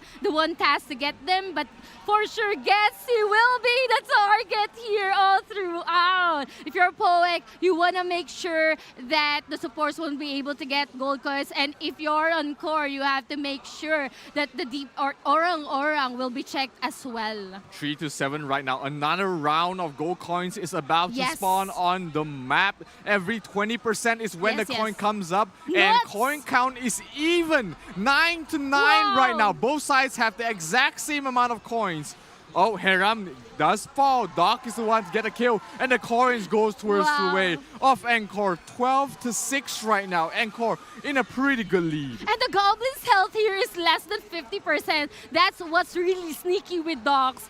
Aside from taking down players, it's also somehow taking down the Goblin. Dogs is now unstoppable. Saniva's killed Knots here. They are now leading with 6 gold coins. No. Oh, Getsy does fall, so some of his coins has been given away to his opponent's side. 7-11. Imagine a gypsy dying. That is the power of the champion in this map. The coins are about to spawn once again. Oh, huge kill on towards Banoobs. 7-10. Coins are very even right now. Another round of coins is about to spawn in a couple more seconds. So it's very important for them to position on the map to make sure they get the maximum amount of coins they can get. 7-11. Let's see how many coins they can get. Huge lead going towards the way of poek. 15-13 right now. They get the lead. Orang is going to fall. They get the coins back though.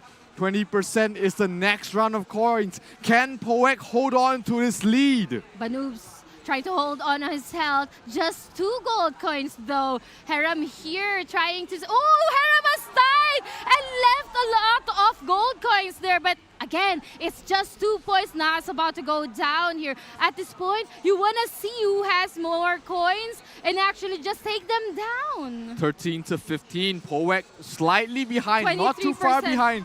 And the next round of coins, another 12 coins is about to drop right now. 9-18 right now. Oh, huge lead going towards the way of ENCORE. ENCORE is in such a commanding lead. 6-21. Another round of coins is about to drop. Who is going to get the majority here? 25, 29, 30 coins on ENCORE's side already.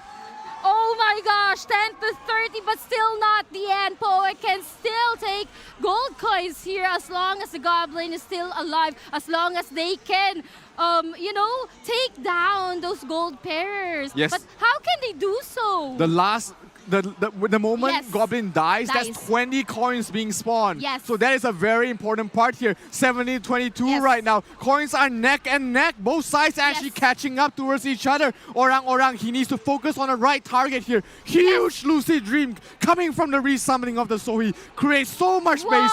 Good Asura, but gets blocked by the pet. So Orang is able to get a kill onto Sanif. 20-20 right now. Nut is gonna fall. 19-21. MVP, the Goblin is gonna fall. Who's gonna get more coins? ENCORE gets the slight lead. They need to 1 minute. 1 minute left. Haram is gonna fall. And that is gonna be more coins going towards the way of ENCORE. That is correct. In 46 seconds, ENCORE is on the roll here. 20-40 here. They need to find Doc. Doc has 13 coins. They need to focus down on Doc to get the kill. Vinder's gonna fall. 17-43. Poek in a lot of trouble. They need to get these kills. They have to. They need to. 23. Oh, good focus there. They know all they need to do right now. Focus on the champion. Keep killing the champion because the champion is the only thing that stops you from winning here. And Poek in a lot of trouble. It might be too little, too late here. 10 seconds left remaining. ENCORE 48 coins, 50 coins. No way to come back. And ENCORE is gonna go towards match points. And the crowd goes wild. ENCORE taking game number 3 of our best of 7 series. Guys, I'm having shivers. I mean, goosebumps here. If you're here inside Union Mall Zero, I'm really hyped up. I mean, we're talking about how this is held in neutral ground. But we can hear so much cheers for the Filipino squad. Up 3-0 right now. They are in match point. They are in a position to take it all in the next map. That is correct. However, I want to go back once again to the thought that still, we're not yet done, adventurers. Poek can still do what they're best when it comes to, you know, playing under pressure. However, during that match, it was really close. They were, you know, they almost had it. However, Docs, on the other hand, you mentioned they have to kill Docs, but Docs is the one who does the killing. Yeah, played really well there, Doc. I mean, we're talking about how Mavis has been performing very well on the champion. Doc is showcasing how it should be played compared to the rest out there, and he has been really showcasing the prowess of him. And he has one more chance to shine. That's gonna be on the next map. We will be seeing Deathmatch, and we are definitely seeing both champions being used once again here. Question is, will ENCORE deplete their final deployment for Team 1, or are they gonna play safe and deploy Team 2 for that match? If you are looking to win here, you're gonna be playing for the win. You definitely want to play with the champion in this map. Yes. If you're expecting the opponent to play the champion, you play the champion here as well. But we might see a Hail Mary play coming in out from the side of Poek, you know. They might think that, okay, even if we win this with a champion, we won't have a champion for the rest of the maps, right? So what they can do is make a Hail Mary play, play with Mavis on the Wizard in this map. Deathmatch? In Deathmatch, you know, use Stormgust 1, not for damage, but to shut down the opponent's champion, just with constant freeze. Yes. And that might give you an opening to get a win in this match. So you're down 3-0 right now. You have to throw everything out of the book, because if you play standard, you're never gonna be winning in here. This is the time where you have to make this high risk, high reward plays. Because if they win this game without a champion for Poek, if they win this without a champion, it means that they can play the next map with a champion, ensuring they go 2-3, and it creates another opening that they might force this to a game 7. They have to force this, but I like your thought process when you said that they can play Mavis High Wizard at that match, especially they know that a champion's role is just to go in, and if you can bait him to go into the stack, just throw your AoEs, not to kill him, but actually just to CC him, that could be a good play. That could be a good trick up their sleeves. Hopefully they'll be able to do that. But I think with the percentage, I think high percentage to actually use Orang's champion. I mean, if they want to play it safe, you play the champion here. If you want to play to win, you have to play with Mavis here. And let's take a look at the stats for game number 3 here for the grand finals. It was neck and neck until the last moment. Pretty much 20-20 on towards both sides, but when the last bout of coin score, we saw ENCORE getting so many kills, Sunniv getting a kill, Banoobs getting a kill, Doc getting a lot of kills. I mean, Doc 15 kills and 17 gold coins. He's running around chasing the opponent with the highest amount of coins in his team. Yes, he has coins and he is also chasing and killing people from poek. But, you know, hands down to poek, I want to give credit to their team because despite the fact that they are actually chasing for points and kills, I mean, wow, Doc MVP here. once again. He played 2 matches, he got MVP 2 times. 2 MVPs. Docs is like super chill actually. Backstage, during the backstage, I asked Banoobs.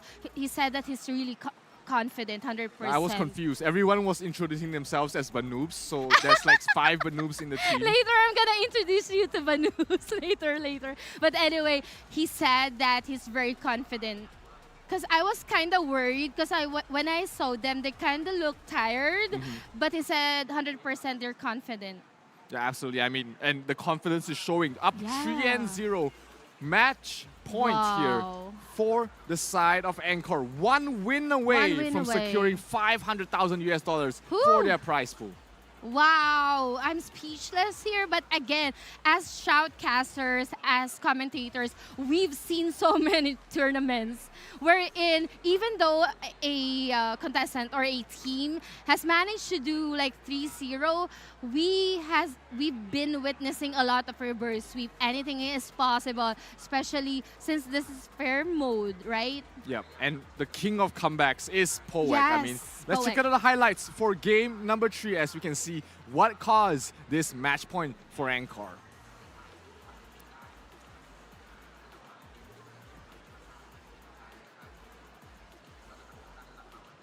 Later on, very soon, we will be giving you the highlights. But I really like what you given them the title of King of Comebacks. That's really legit. Okay, hopefully poek will be able to live up to their name. But anyway, again, here are the highlights.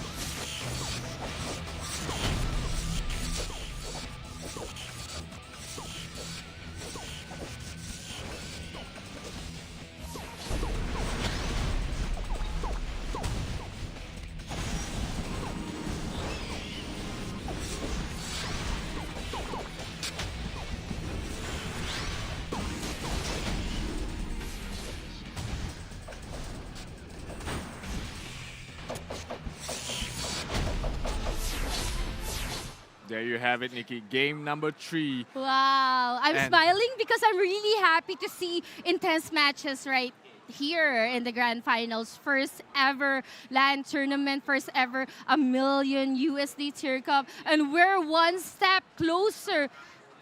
This is a decider match, actually. Absolutely, and it's gonna come down to, you know, which team wants to win it more. Because if you're like, for both teams, if your will to win is higher than your opponent's, that gives you an advantage no matter what you play. True. Defies everything. If you have that will to actually win the greed. It's like an anime, you know? Sorry. When Sierra said anime, I was just like going ham here, 100%. But I believe ENCORE is also, you know, set on in that kind of mindset. And talking about mindset and settings, just want to greet people from the watch party because at this point, they're very hyped in each watch party that they belong to, whether it's from Indonesia or in the Philippines. Shout out, guys. Yeah, we've got watch parties in Indonesia. We've got watch parties, like I said, in Makati, Philippines. And also online, a lot of watch parties as well. Yes! In Indonesia, they call it Nobar. And it's being hosted on my Guild's Discord, a lot of Guild's Discord as well. So supporting both these teams in Tyr Cup, and it is really fun to watch. So I want to shout out all the viewers who are watching us right at home or wherever you are. Thank you so much for witnessing the grand finals here, and we are potentially crowning a champion right after this game. But we might see again the king of comebacks. Can they make another bid for their crown? I hope so, because we want to see full 7 matches. And since you segue your watch party, I want to segue my watch party too. Shout out to my friends from Tenebris, Chue, Lucy, my friends Prim, Iggy, Yoads, Moon, Trey, Cookie, Eman, Ice, Madam Mixie. I'm just blabbering a lot of the names because if I don't do so, they'll get mad at me. They already paid you, right? No, so you gotta do this is free. And also for the watch party, we have Little Fatty, Belly Boy, Marvin, Miss Diana from Joymaker, Philippines. Shout out to you guys. Also for the watch party in Indonesia, we have Toshio, Bolton, and everyone from Indonesia. Guys, now's the time to put on your energy ball for poek. They need it now. Yeah, especially, Indonesians supporting their home country. This is where, they need your support the most. Like Nikki said, they are down 3-0 right now. Facing the bearer of the gun, one mistake, one loss, and it means the end of the tournament for them. And it is gonna be rough for them. It's like so much pressure. One again. It is best of one every single time right now for poek's side. They know they have no more lives. This is their last and only chance. Meanwhile, we take a look at ENCORE. They are chilling. They are 3-0 right now. They can do whatever they want, and they know that they have that ease of mind that hey, we've got this much of a safety net. Maybe it's time for us to have fun a little as we head in towards Deathmatch, potentially the last game of the Tyr Cup Season 1. Let's see which team will be the one to win this map. Will it be ENCORE securing their sweep, or will poek show that they have signs of life left in them, and it looks like they are playing it safe. They are gonna go for Orang-Orang. They're gonna go for the champion to try and force this towards the next game. Hopefully, this kind of lineup, what they did during the first match, to be fair, is actually close. They could have won that.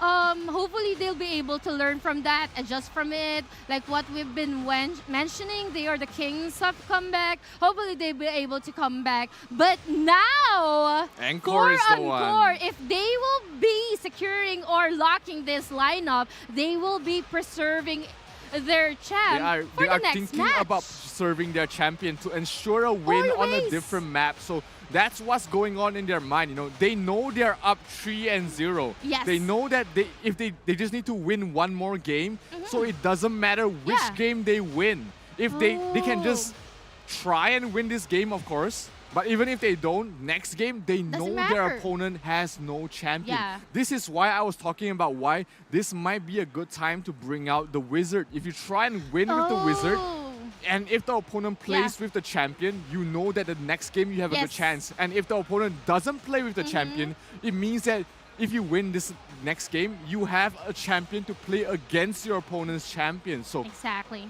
Playing it too safe here for poek might be sealing the deal here for them. I want to ask, does poek have their own coach? No, poek is just playing them. with that full 10 people. Like brainstorming? Yes. I see. Because, it's really important to have someone who oversees this stuff. Because, fresh set of eyes, right? Yeah. That's what Ilogni Batman is providing to his team. Fresh set of eyes. The 11th man. Kuroko is the 6th man. They have the 11th man being able to spot things that you might miss out. But let's see. Match and map point here for ENCORE. Can they get this last map to secure their crown in the Tyr Cup? Or will poek force game number 5 and give us another show here. This has been a journey for both these teams, and it boils down to one final game. This is it, game number 4. Everyone, give it up for poek and ENCORE. Going towards the team deathmatch. Who will win? Will ENCORE be able to sweep this clean 4-0? Or will poek be able to finally get their first win of the day? Let's head in straight to game number 4. Remember, this game doesn't matter for ENCORE. They can lose this game and secure the win in the next map, but it's definitely better. Huge lucid dream there coming out. They know the focus. Focus on the champion, and that gives them a really good chance here for ENCORE to win this. Osiris already proc there by Orang, and he's being focused down. He goes down. Huge first blood going towards the way of ENCORE. Low key use, not gonna get them, not gonna secure them the kill. But again, Orang being focused down. Who needs a champion? Who needs to play a champion here? Not ENCORE. 2 kills already. They get Josh, they got a kill onto his Josh, but they get the rest. Still 2-1 right now. The only damage so far is coming out here from Orang, and they are just focused firing him. 3 kills already. Another kill here for Frost. Frost gonna go down there. Nuts and Santos actually making up all the damage that Orang has failed to give. Again, a kill, a death here from Orang. Another huge lucid dream freezing out a lot of members. Santos gets a kill onto his Frost. So can they secure this 3-4 right now? Still very close. Orang in some trouble. He's gonna fall 5-4, 5-3. No, 5-4 right now. 30 seconds left remaining. Can they get a crucial kill on either side? Orang is in some trouble. He needs to survive. He needs to get a kill. Can he do it? He falls. This might be it. 10 more seconds to secure this game. ENCORE, they're already shouting. They're already screaming. They know they have this game. This might be it, ladies and gentlemen, as we have a new champion for Tyr Cup. It's gonna be ENCORE. Oh, sorry, I was clapping. Again, that was a clean 4-0 sweep from ENCORE. Everyone is cheering. The crowd is wilded. And of course, I know, these players, they're very sports. They're gonna have their handshake later. Again, 500,000 USD! Huge wins for the side that is ENCORE representing the Philippines. Laban Pinas! Laban Pinas! No bias. Good game, well played still to poek. Their journey we've been mentioning, never easy. Never been easy. To be here at Bangkok, Thailand, to go up against ENCORE, another team from the Philippines, only goes to show that they deserve to be here in the Grand Finals. Absolutely. And the insane confidence to play the assassin in game number 4, they still managed to get the win as well. So very well played there by ENCORE. And now I think it's time to reward the audience. All you have to do is type in Tyr Passion Fueled and you will get this refine option pack. I need that. And also 200 refine more packs. coin. Wow, 200. Grabe naman. Grabe. Okay. And or box times 10. All right. Again, Trey is asking for codes. We're giving it. Yep, Tyr Passion Fueled. Make sure you redeem this. This is a lot of Mora coins. Sorry, a lot of refines. That's gonna be great for me to fail later. What's your highest refine? 15. Whoa, no way. Only 15, yes. I'm very poor, How so I many need red these. equipment? All of them. Whoa! But hey, we're not here to celebrate my refinements or my equipment. We're here to celebrate our 2 winners. Both teams are in fact winners because they made it this far. From 90,000 teams participating in the Tyr Cup, all the way here to the Grand Finals, the top 2 teams. Congratulations to ENCORE once again. $500,000 US and in not the bag. just that, in-game rewards, title, and the medal that turns into pendant, swag.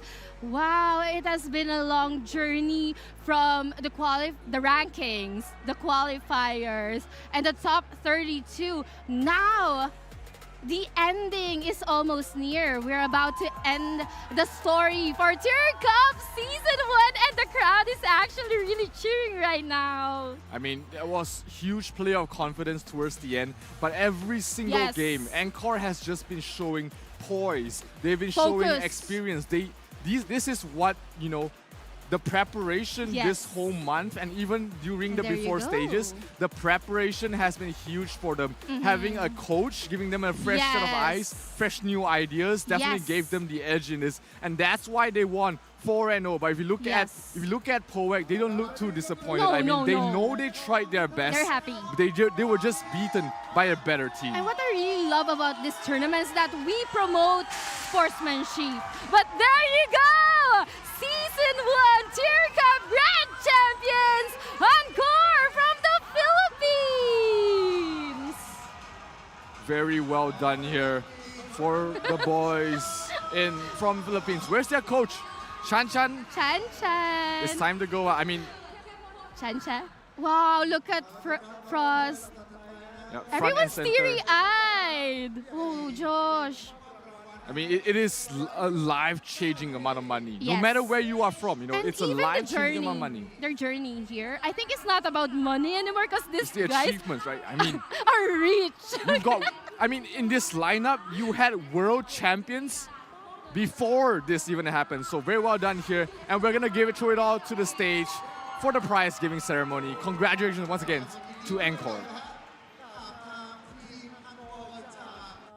ฟิลิปปินส์นั่นเองนะครับเรียกได้เลยว่าพวกเขามากันเต็มจริงๆ และจัดกันหนักมาก โอ้โห และถือว่าเป็นคลีนชีทมากเลยฮะ ใช่ 4-0 ครับท่านผู้ชมครับ ขนลุกมากๆนะคะ เมื่อสักครู่ดูการแข่งขันนะ โอ้โห มันแบบ damage มหาศาลจริง แล้วก็เห็นเลยนะฮะว่า พวกเขานี่ใช้ทั้งฝีมือ แล้วก็ใช้ทั้งความสามัคคี การสื่อสารที่ถูกต้องนะครับ แล้วก็ทำให้พวกเขาสามารถได้รับชัยไปในครั้งนี้นะฮะ ๆ นี่นะคะก็มอบกันไปเรียบร้อยเหรียญเกียรติยศสำหรับแชมป์และแน่นอนว่าเงินรางวัลของเราค่ะแชมเปี้ยนไพรส์นะคะ 500,000 US ดอลลาร์ And the champion prize is 500,000 US dollars. Congratulations once again to our champ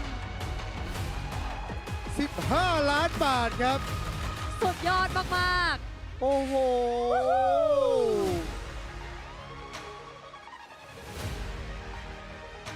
Okay, thank you so much, Mr. Taihei, for give us an honor. Okay, ครับ ๆ Okay so congratulations for all of you once again and right now we have a little bit interview to our winner so you just become the 2026 RORC Tyr Cup champion so how that is feel It's nice. it's nice yeah of course it's nice Bro, just nice. It's nice. Just it's nice? Just nice. You asking your friend. I saw him like. yeah Thanks to the, I believe, thanks to the higher up, right? Yeah, I saw you like since before you on the stage. I saw you walking this way, and you like มี pray การ to the ขอพ God. รสิ่งศักดิ์สิทธิ์ Can you showing because I saw your tattoo. ก็เป็นหนึ่งผู้เล่นนะฮะที่ตะกี้นี้เห็นตอนเดินเข้ามาปุ๊บนี่คือแบบว่ามาถึงปุ๊บ มูเต สวดก่อน ลู เล เลย ย คือแบบว่าให้กับองค์เทพทวยเทพ พระผู้เป็นเจ้าช่วยลูก สิ่งศัก ด้วย ดิ์สิทธิ์ช่วยคุ้มครองด้วยแบบนี้ And you guys feeling just nice just nice If I can say a few words. First of all, I want to thank the Lord, of course. Secondly, all the sacrifices of our partners, our wives, because, you know, this is such a huge commitment, the practice being a pro. And lastly, I want to thank, of course, the game, ROOC. Okay. To Okay, be ขอเสียง honest- ปรบมือด้วยนะฮะ Of course, I was one of the biggest haters of the game because I hate pay to win. Okay. But this mode, the formula of this game is the best. Because we've been known as whale players in the Philippines. And the glory of proving everyone that skills and teamwork is a huge factor and not money is priceless. And there's a huge future in the game and the community. Thank you so much. Lastly, I want to thank to all Thai teams that we faced before. We learned so much. Thai teams are super, super strong. I salute. Thank you so much. โอเค thank you so much ก็เขาขอบคุณตะกี้นี่เลยก็แบบว่าขอบคุณอำนาจเบื้องบนที่ช่วยดลบันดาลให้พวกเขาสามารถชนะได้ขอบคุณครอบครัวขอบคุณภรรยาของเขาถือว่าเขาลงทุกทุนไปกับทุกแรงกายแรงใจกับการแข่งขันครั้งนี้แต่เกมนี้และที่สำคัญที่สุดก็คือขอบคุณเกม ROC นะครับเพราะว่าเกมนี้ไม่ได้ pay to win ครับพวกเขาใช้ความสามัคคีใช้การฝึกฝีมือจนกระทั่งพวกเขามาถึงตรงนี้ได้และที่สำคัญก่อนหน้านี้เคยเจอทีมไทยมาแล้วขอบคุณทีมไทยด้วยที่พวกเขาเนี่ยได้เรียนรู้ต่างๆมากมายเลยทีเดียวฮะถูกต้องแล้วนะคะ so you just won a lot of prizes right what's your plan for this money prize We'll think about it. maybe later right Maybe later, yeah. But I told to the team that maybe earning this much money might be an easy feat, but I think the hardest challenge is saving up this huge amount of money. I think it's much more important to save this money. ครับก็ถือได้เลยนะครับว่าโหเป็นเงินที่จำนวนมากจริงท่านผู้ชมครับ15 ล้านบาทครับ15 ล้านบาทไทย15 ล้านบาทไทยนะฮะเงินขนาดนี้ตะกี้หัวหน้าทีมบอกเฮ้ยเงินได้มาแบบนี้เนี่ยกลัวมันจะเสียไปง่ายดังนั้นทุกคนจงจำไว้จงเซฟเอาไว้จงประหยัดเก็บออมไว้จ้ามัธยัสถ์เอาไว้นั่นเองนะฮะBut it's a lot of money to be fair. Okay. Another question นะคะ What was the difficult part during this challenge? I think the most difficult part was really about this team, this alpha team, where they're really top notch on their specific field, and bringing together with one purpose is one. You really can't. What's that saying that you can't. Swear hard. To bring together. Yeah, it's really difficult to this competitive people, but I'm really thankful to them that they listen, they humble themselves, and I think that's one of the most challenging part of this journey. ก็ส่วนที่ท้าทายที่สุดก็คือแต่ละคนในทีมเนี่ยเรียกว่าเป็นคนที่เก่งมากๆในแต่ละด้านแต่กว่าที่จะรวบรวมคนเก่งขนาดนี้มาร่วมทีมกันได้แล้วก็สามารถทำงานกันอย่างเป็นทีมได้ขนาดนี้เนี่ยถือว่าเป็นเรื่องที่ยากมากๆแล้วก็รู้สึกภูมิใจแล้วก็รู้สึกดีใจมากๆที่เกิดทีมนี้ขึ้นมาได้นั่นเองครับ Yes of course and lastly do you have anything to say to your fans to your supporter Bro a lot of fans right here Yeah, of course. First of all, thank you so much to our family and friends who came here in Thailand to support us. To all our friends and family also who is watching, supporting us in the Philippines. Thank you so much. And to all the people who help us get here in the Grand Finals, like Boss Wee, who helped us financially during our practices. To Italy Batman, who is supporting us behind the scenes. Thank you also. And to everyone who is supporting us, thank you so much. ก็ขอบคุณทุกๆคนที่สนับสนุนนะฮะไม่ว่าจะเป็นที่อยู่ที่งานของเราทางบ้านครอบครัวที่อุตส่าห์มาการคู่แข่งทุกๆคนที่เหมือนกับค่อยๆผลักดันให้พวกเขาเนี่ยสามารถมีวันดีได้นะฮะก็ congratulations Selamat Po thank you so much for coming and congratulations as a winner Yeah there's some noise for ENCOREแต่ว่าเดี๋ยวตอนนี้เราจะให้พวกเขาเนี่ยเขาได้มีความสุขกันแล้วเนาะเขาจะต้องมอบความสุขค่ะกลับไปสู่เหล่านักผจญภัยทุกท่านกันบ้างแล้วตอนนี้ใช่แล้วละครับผมเดี๋ยวเราจะมี lucky draw นั่นเองนะครับ Now we move to the next session which is lucky draw we have 5 prize to our audience let's find out who's going to be the winner And while they're having their own lucky draw here in Union Mall Bangkok, we are happy having our own for the viewers at home. So make sure you are ready to type down what you need to do because we are giving out a lot of prizes for all the audience out there. Yes, by the way, this giveaway is sponsored by proudly sponsored by 1-1. Thank you so much to our friends from 1-1, the #1 game recharge platform. So all you have to do is to type in your UID plus your server name plus your username plus your expectations for the future ROOC tournaments. Example, my UID 1, 2, 3, 4, 5, 6, 7 plus server name Pantera6, my username Nikki. My expectations is Guild versus Guild. How about you? You just have to type that in towards the YouTube chat and you might stand a chance to win a classic baseball cap and cheer outfit costume Oh, set. I know that. It comes in red too, right? Yes, Yellow there's and multiple red. colors Yes. for it. So make sure you type it down and we will be selecting a couple of lucky winners. How many does it say? No, it doesn't. We will choose some winners But our from friends the YouTube from chat. yes, that is correct. We'll take a screenshot. So make sure that your entries are correct and valid. Otherwise, it will be forfeited. We're gonna give you guys about 30 seconds to think of what you expect in future RO Classic tournaments. Maybe you expect more arm wrestling, or like you say, Guild versus Why not? Guild, another Why dimensional not? drill format. But anyway, here's another one. All you have to do again is to type in your UID plus your server name plus your username. And this is going to be OOC or 1-1 credit. Yep, $50, $20, and $10 worth of 1-1 credit that you can use to redeem your in-game credits. You can use this to buy Nyans. You can use this to buy Battle Pass. Oh, sorry, Bounty Pass. Nyans.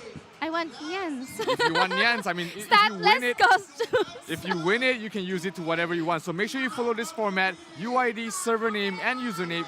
Enter it in the YouTube chat, and you will be in the running to win this. Now, we won't announce the winners right here. So the winners will be reviewed and contacted.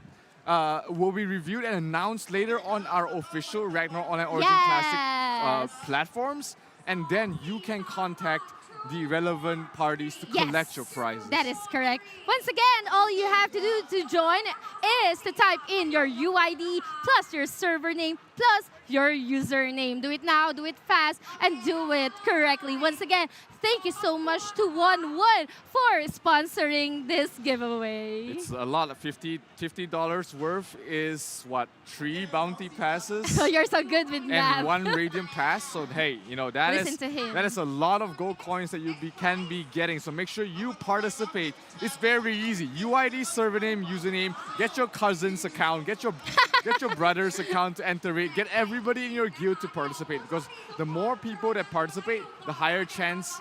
Well, the lower chance you have to win, but the higher chance that somebody you know will win. Actually, I want to join. Low-key, high-key want to join, but anyway, I think, I'm not quite sure if we still have more giveaways, but anyway, we are not yet done here. Yep, there is plenty more to. I mean, we are done with the tournament. I mean, yes, 4-0 ENCORE. There's no rematch. There's no dispute about it. I mean, ENCORE was 100% the better prepared team, the better executing team, and they definitely deserve the win there. But I think what we want to talk about is what we can look forward to the future. Yes. Well, of course, it's no surprise that we've already announced about the Season 2 of Tyr Cup. And we're just about to actually wait for its big reveal. So you have to stay tuned and continue supporting and playing ROOC. And if you have friends who doesn't play just yet, then invite them, of course. Yeah, absolutely. I mean, there's no better time than now even to join in towards the game, because like you said, Season 2 is about to start. New classes, new server. Last time, new server just reviewed. So all the intro boys, I mean, all the new players can join in a new server so that you are not behind in terms of progress. True. I made an account to the newest server, so Glass Hive. So you can actually won't feel left behind. But anyways, for me, I just want to say thank you to everyone, especially once again to my guild, Tanner, Breeze, Daddy Moon, to my friends. How about you? And thank you everyone for watching. This is going to be Nico, Zero, and Nikki signing out. to take a group photo together Okay, with the winner. please.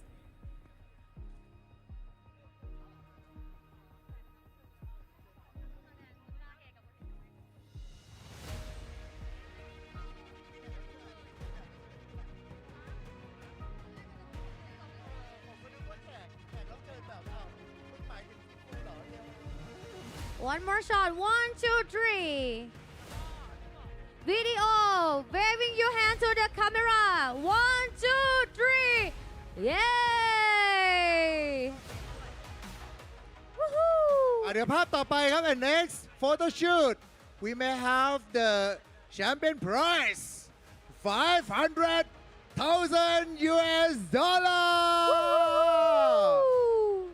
500,000 US dollar หรือ 15 ล้านบาท Yay! Congratulations once again.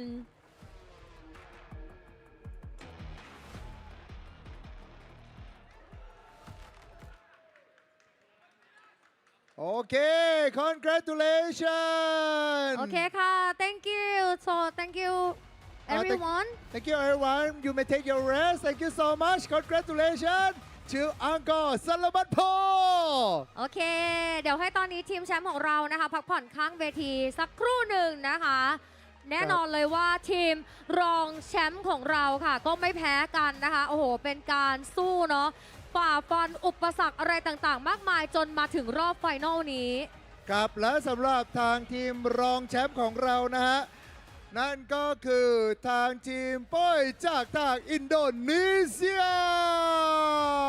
Congratulations ขอแสดงความยินดีด้วยนะครับ The first runner up of our event boy from Indonesia แสดงความยินดีด้วยค่ะ นี่นะคะก็จะได้รับนะคะเป็นเงินรางวัล 100,000 US ดอลลาร์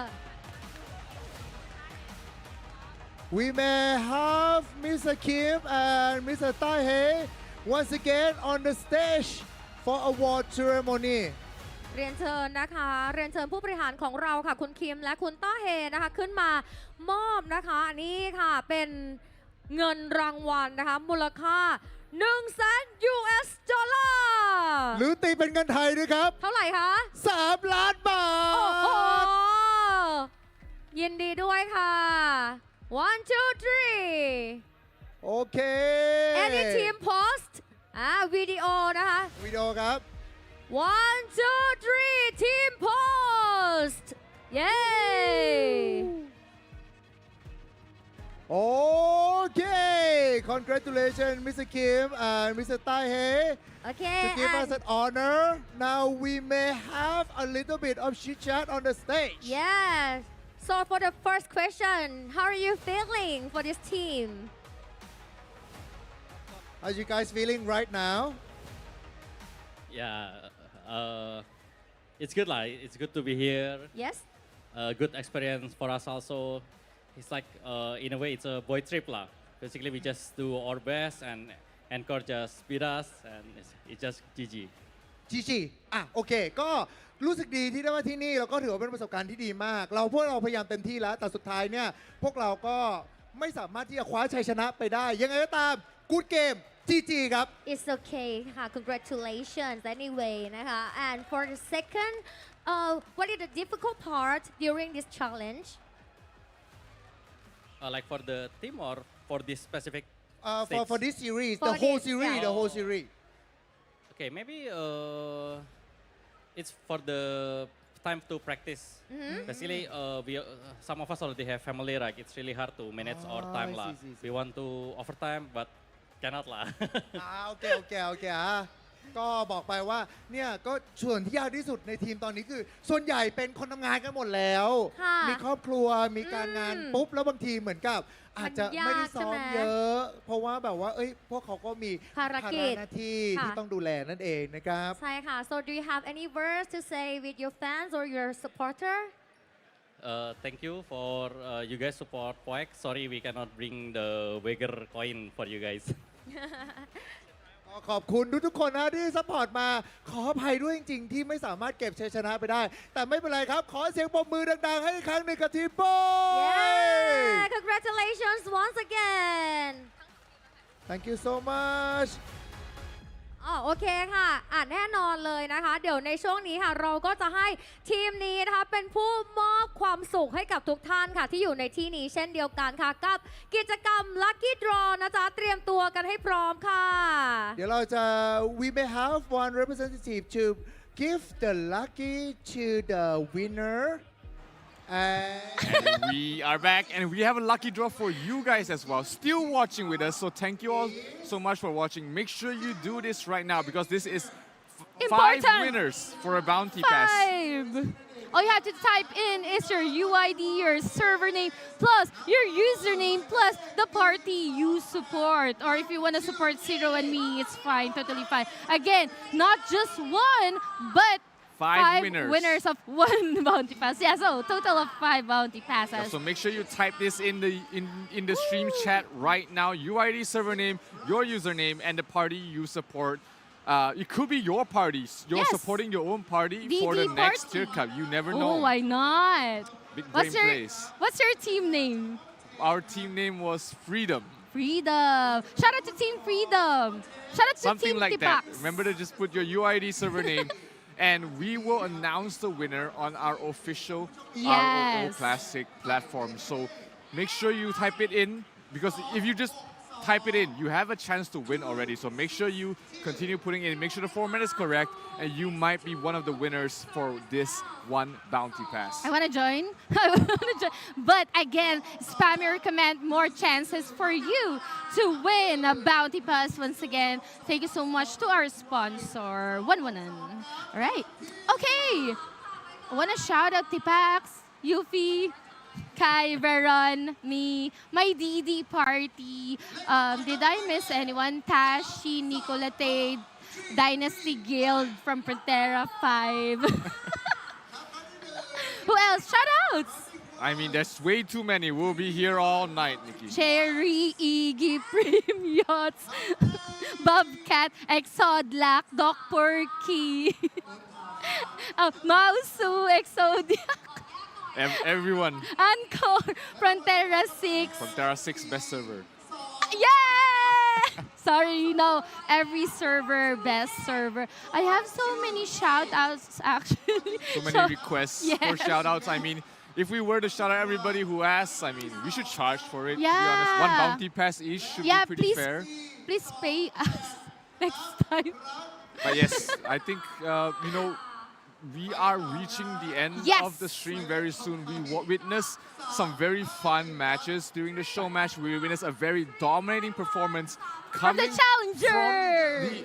From ENCORE. I mean, they were very dominant in this 4-0 series. They showcase a lot of things. Their preparation, their mindset, their game understanding was really good. Yes. And 500,000 again. Congratulations once again to ENCORE, and of course to poek as well. Reaching this far, winning that many best of 5s is a very tough journey.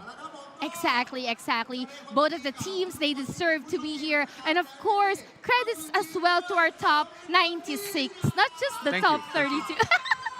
You qualified? Because you guys shown us that you really are competitive. You want to be part of the Tyr Cup, this first ever Tyr Cup. But anyway, wrap it up. Yeah, that's going to be pretty much all for us today here. Me, Zero, and Kiki. But we have an announcement, guys. Stay tuned. It's coming up right after this. เชื่อเหมือนกันนะครับเนี่ยแต่ก็ต้องยอมรับเลยฮะว่าทีมฟิลิปปินส์นี่เขาสุดยอดมากจริงๆฮะแข็งแกร่งมากจริงๆนะคะเอาล่ะและตอนนี้ต้องบอกว่าบทสรุปของการแข่งในครั้งนี้นะคะมันเป็นจุดเริ่มต้นค่ะของการผจญภัยครั้งใหม่ด้วยเพราะว่าเราไม่ได้มุ่งสู่เกียรติยศของวันนี้เท่านั้นค่ะแต่กำลังก้าวเข้าสู่เวทีการแข่งขันระดับโลกและตอนนี้ถึงเวลาประกาศครั้งสำคัญนะคะกับ Tyr Cup Season 2 ในชื่อใหม่ Tyr Cup Global ค่ะ มาดูกันเลยดีกว่านะครับเพราะรอบนี้เราจะแข่งขันกันระดับ Global ด้วยเงินรางวัล$1 ล้าน สุดยอดมากๆเท่าไหร่ กี่บาทไทย 30 ล้านบาทครั โอ้ บ โห ซึ่งการต่อสู้นี้นะคะก็จะเป็นการต่อสู้ระหว่างกิลด์แบบใหม่ล่าสุดค่ะ โดยมีทั้งหมด Stellar Clash Well of Clash นะคะวิกฤต Avenge เป็นหัวใจหลักค่ะ โดยจะมีการแบ่งการแข่งขันนะคะออกเป็น 2 ระดับก็คือ Tier A แล้วก็ Tier B นั่นเอง ให้กิลด์ที่มีความสามารถที่แตกต่างกันนะครับ สามารถที่จะเข้ามาร่วมประชันฝีมือกันได้อย่างยุติธรรม เพื่อเกียรติยศอันสูงสุดนั่นเอง โดยจะเป็นการจัดทั้งส่วนของเซิร์ฟเวอร์เอเชียแล้วก็เซิร์ฟเวอร์อเมริกาเข้ามาฟาดฟันกันกับเชียร์ครับ global การต่อสู้ บอกเลยฮะ รอบนี้ทั้งเรื่องของความหลงไหล ใช่ และเรื่องของเกียรติยศ เราจัดกันให้ระดับนานาชาติกันเลยทีเดียวครับ รอติดตามชมกันได้เลยนะคะ และนี่ก็คือบทสรุปของการแข่งขันทั้งหมดในวันนี้นั่นเองค่ะ ต้องขอบพระคุณนะคะเหล่านักผจญภัยทุกๆท่านด้วย ผู้เข้าแข่งขันทุกๆทีมนะคะ ที่ได้มาร่วมเป็นส่วนหนึ่งของการแข่งขันในวันนี้ค่ะ รวมไปถึงต้องขอบคุณนะฮะกับผู้ใหญ่ใจดีที่ทำให้เกิดงานในครั้งนี้ขึ้น ไม่ว่าจะเป็นทั้งฝั่งของทางวันแพลตฟอร์มเติมเงินอันดับหนึ่งของโลกสะดวกปลอดภัย ได้รับความไว้วางใจจากผู้เล่นทั่วโลกวันทีมวันแชมเปี้ยน No Limit ครับ เก้าอี้เกมมิ่งสำหรับผู้เข้าแข่งขันในเทียร์คัพแกรนด์ไฟนอลครั้งนี้ค่ะ สนับสนุนโดย TT Racing นั่งอย่างเท่เล่นอย่างโปร TT Racing เก้าอี้เกมมิ่งของเหล่าเกมเมอร์อย่างแท้จริงค่ะ แล้วก็ต้องขอบพระคุณนะครับกับทาง Thermal Take นะฮะสำหรับการสนับสนุนเทียร์คัพแกรนด์ไฟนอลในครั้งนี้ Thermal Take Build for Perform Design to Inspire ใช่แล้วค่ะ แม้การแข่งขันวันนี้จะสิ้นสุดลงแล้วนะคะ แต่ว่าการผจญภัยของเราค่ะ จะไม่มีวันหยุดนิ่งนะคะ ขอให้เหล่านักผจญภัยทุกคนค่ะ ยังรักษาหัวใจแข่งการผจญภัยเอาไว้ แล้วก็อย่าลืมหยุดเดินตามความฝันของตัวเองกันด้วยค่ะ แล้วก็ยังไงก็ตามนะครับ ถือว่าวันนี้นะฮะการแข่งขันของเราในรอบแกรนด์ไฟนอลนะกรุงเทพมหานครประเทศไทยเนี่ยได้สิ้นสุดลงกันแล้วนะครับ ก็ขอบคุณทุกท่านที่เข้ามาร่วมรับชมกัน ไม่ว่าจะเป็นทั้งออนไซต์หรือว่าออนไลน์นะครับ ผมนายโปจิครับ และดิฉันนายณัชชาอนุสรณ์ชัยค่ะ ก็ต้องขอตัวลาไปก่อนไว้เจอกันใหม่โอกาสหน้าวันนี้ขอบคุณแล้วก็สวัสดีครับ สวัสดี